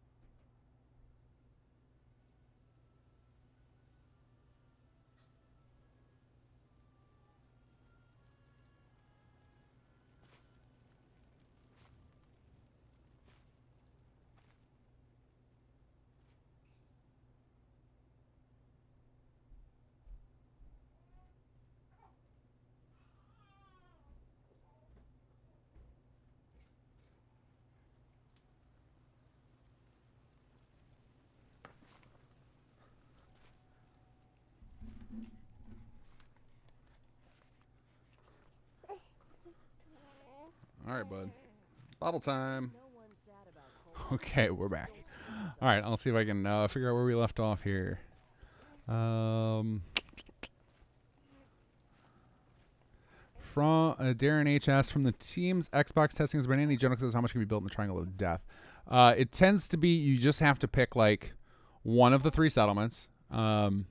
And I would say like if you look at the city plans, like level 1, like pick one, go to level 1. In fact, what I would recommend anybody playing on Xbox, if you're going to use the pre-built, put your city plans to level 1 to start, or even level 0, and then churn off automatic upgrades of cities. So like set it so that they're manual, and then every time you upgrade one, make a hard save first, and then try go back and forth. Like you got to be real careful, especially when you think about you're generally planning on putting a couple 100 hours into a character. You should just like take it slow and steady with stuff like that, so you don't destabilize.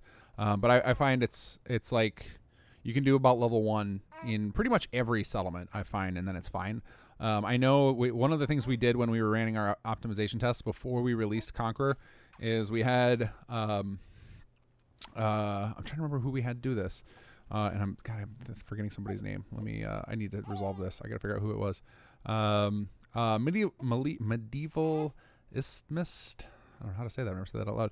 Anyway, she went through and made sure over and over again on Xbox that the mechanics would work and not crash Xbox with every single settlement at level 1. And we found that the crashes would be occasional, like if you did every single settlement, but it wasn't so much that it wasn't like an unbearable amount. It wasn't like every 5 minutes. It would be like once in a like in a play session, it might happen like one time if you kept going from settlement to settlement. But as long as you were just playing normally, like it wasn't really going to happen. So level 1 of every city plan seemed to be safe from ROTC. And like I said, there are minimalist city plans available that the community has released. Those would be the ones I would recommend you use on Xbox, just to make it doesn't look nearly as pretty, but you'll be able to take advantage of all the mechanics, and you'll have a stable game. And it also again depends on how many other things you're running. So if you're running a lot, like some other mod that's pretty script heavy, or you're building other stuff in the settlement, or if you have mods that add, additional world space stuff that add to the rendering load, then you're going to have a bad time. Deer Scream, does Conqueror eliminate the need for us to assign provisioners entirely, or are provisioners automatically set up between localized vassals? Yeah, you don't need provisioners between your outposts and vassals. That's all handled automatically. That was the case for Nuka World, and we just copied that idea of you don't need to worry about that anymore. So now you can have the setup patrols as an alternative to it. I do have something in my code in mind for a reason to have provisioners as well. But we'll come up with a more military way to do it, and we'll probably offer ways for faction packs to customize the equivalent of a Brahmin or whatever. So we might introduce some need or some benefit for provisioners in the future, but it's definitely not required right now. Does the happiness hit depend on the rank of the dead? No, it doesn't matter. If it's just like a death's a death right now. That might change in the future. That might be something we could play with, but right now, the way I guess it kind of does. So I mentioned that early on in the stream, there's Captain Coots came up with this really cool formula for calculating how good you did it in combat. And so if your opponents are much weaker than you and you have a lot of deaths, then you can end up with a really low score. In fact, he taught me a new term called Pyrrhic, and I don't know how to pronounce it, Pyrrhic victory, which is like you win, but the losses you took during the combat, during the battle were so bad that you may as well have lost. And that's like if you score a 0 after you won technically, but you lost so many units against a weaker force. So if you lose a lot of high-ranked people, then that can negatively affect your score in the combat, and that definitely has an impact on your morale at your outpost, or at least at the outpost that you ran the attack on or from.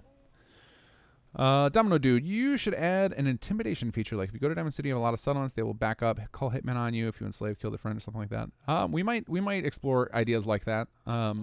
We definitely want to have more impact stuff, especially with the Raider quest line. Like that's a place where we can do a lot of that stuff. Sometimes it's easier. Like sometimes things make more sense on a per faction level, and that's where we're playing with stuff with the Raiders. Like we had a shakedown ability you get to use for one quest and things like that. Like they make sense, but they might not make sense for every faction, so we might not systemize them, but we'll see. Punter, what are your specs? My machine is like a, I don't know, 6th gen i7, a GTX 1070, 16 gigs of RAM, something like that. I don't know my exact specs. I'm not I've long fallen out of trying to keep up with the Joneses when it comes to PC specs. There's the state of the art gets way too expensive, and it's usually like just micro advantages, so I just don't bother anymore. Now it's just like I play with a machine until, and then like every, I don't know, 4 or 5 years when I can feel my graphics card starting to melt and smoke, and I'll go buy a new machine. And then I tend to just buy like not top of the line. I buy like high mid tier. Let's see here. Dave Genius, is it right if the Brotherhood acts like raiders in the faction pack? That is up to the faction pack creators. So I believe the Brotherhood has 2 versions. I believe it has a Liberator and a Conqueror version. And so like I leave that to the discretion of the faction pack authors. And, as we explore more of these mechanics, so as we add more of the outpost mechanics and the attack mechanics, it'll make it easier to flesh out differences between the factions, and then we can create new faction types. So, maybe after we get all the mechanics worked out, we determine that the Brotherhood needs a new type that's like technological fascists, and we need like something like that.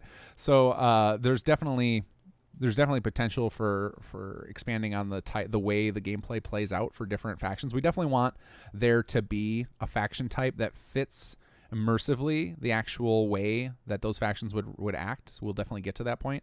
And I'm just going to be relying on the community to come up with suggestions on how to implement those, because our focus is all on raiders as far as not only creating a faction, a method like with the Conquerors, but also like exploring the gameplay really deeply. Because sometimes a lot of this stuff, a lot of those changes and differences won't emerge until you start digging into it and playing with it. And that's, I'm hoping the faction pack authors can guide me in the right direction with that stuff. Why do Sim settlements have no bathroom? There are a ton of bathroom plots. I like the number of building plans named God, what is the name? Shitter or something. Like there's so many with that name. They're like every third action of add-on pack has a bathroom. There are plenty available. Just go download some add-on packs. Let's see. Jabberwocky, are we going to hear KG sing a lullaby? Unlikely. You're more likely to hear me sing a lullaby or sing it all during my Let's Play than anywhere else. Because sometimes when I get into playing, like, I just say all sorts of weird stuff. In fact, one of the things I find myself doing a lot in my Let's Play is saying, "Oh no," and that's coming from my 2-year-old who says that all the time. So, I apparently spend too much time with my 2-year-old, and now I'm mimicking him. And he also likes to sing very strange songs. So you might hear a rendition of a Prince Gath song from me on my Let's Play. Darren H, do the Creation Club player homes break the pre-combine? Played on my Xbox without Boston FPS fix. Bad move, but not sure if they would conflict. I have no idea. That's going to be somebody else in the community could answer that better.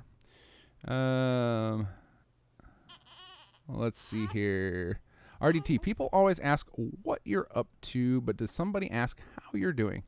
I'm doing, yeah, people ask all the time, and I appreciate that. I'm doing quite well. I'm adulting real hard with 2 little kids now. So it's been a nice change of pace because I had plenty of partying years and plenty of gaming years, and now I'm adulting. So making mods and taking care and growing babies. Speaking of which, come here, bud. Finish this bottle. All right, let's see here. Opie Valley, how does sending prisoners for Liberator faction work without the slave collars? So I mean the immersion, that's up to the faction pack authors get to create the outfit they want. As far as like, you know, does it make sense for them? Like they don't have the incentive to actually go where you tell them without the slave collar. You know, maybe they need a guard to escort them. We haven't implemented anything like that. Maybe I will in the future. And it's probably something pretty complicated to code, so I wouldn't expect faction pack authors. But I think that's just one of those suspension of disbelief. You've just got to like assume in your head that there was an escort that took them there. It's the same way with you know, when you find a settler, you know, deep in the bottom portion of the map, and you send them up to Red Rocket to live. You just assume that they got there safely without running into any death claws on the way. Like, yeah, just to suspend disbelief a bit.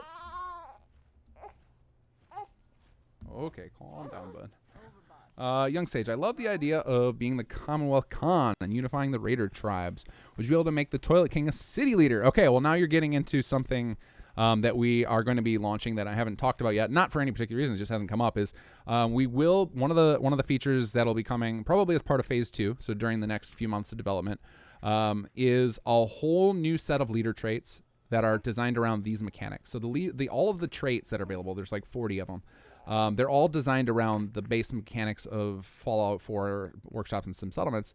Well, since we have this giant pile of new mechanics and all these new focuses, now we have an opportunity to create a whole bunch of new leader traits. We're going to create a bunch of Raider leaders, and that'll be an opportunity for faction pack authors to create a bunch of leaders that fit their factions. So that is definitely something you can expect in a patch relatively soon. Next couple of months, you'll see there'll be like a leader focus patch where all of a sudden there's like, here's 50 traits.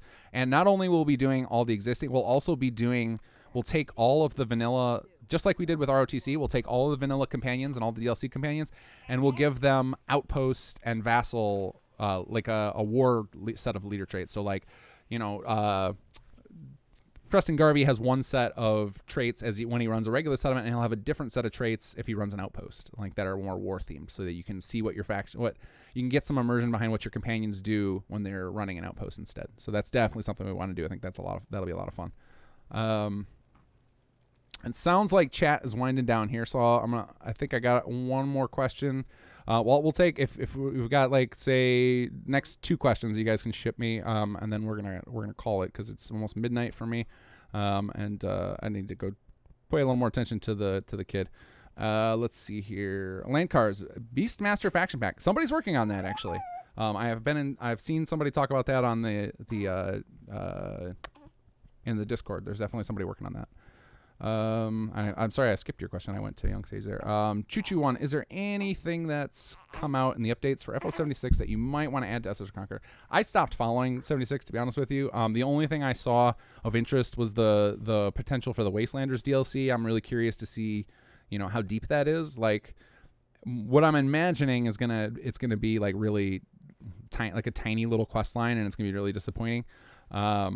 But you know, if it's a deep quest line that takes you through the whole game world, then that might be enough to pull me back into 76 to play it some more. Because I love the idea of modding for 76 if it, you know, once that becomes a thing of like being able. I love the idea of having a multiplayer sim settlements where I was able to, you know, I'd actually be able to play the game with you guys and not just develop. And so like that appeals to me, but so far I have no desire to go into 76. I don't like didn't enjoy the gameplay. Even though I know it's very similar to Fallout 4, there's just enough key differences that just wasn't for me, and so it's been a big turnoff on that game for me. All right. Well, if we've got nothing else, well, actually, let me just bring up. If chat's winding down, I'll bring up YouTube chat and see if there's anything else. All right, guys. I'm not seeing any more questions, so we'll call that for the night. Thanks, everybody, for joining me. Thanks to everybody who donated Super Chat, and I hope you guys enjoy all these new mechanics. Definitely keep posting those bug reports on the simsettlements.com forums, and I will continue to get those knocked out. We're back on schedule now for to get back to content patch, bug fix patch. Every 2 weeks we'll do those, so it'll be like, so in 2 weeks you guys should see another big update to the Raider quest line. Following that, a combination of Raider quest line and quality of life improvements, and then followed that, and then in 6 weeks there'll be like a massive bug fix patch. And that pattern seems to work well for us. It gives us time to develop all of our content and keeps me from going insane trying to keep up with bug reports. So keep them coming. If there's anything horribly broken, because this is a huge patch, I'm sure I broke something, I will definitely hotfix it ASAP. And we won't have to wait for the cycle. But I just need you guys to keep reporting all that stuff. All right. Thanks, everybody. We'll catch y'all later.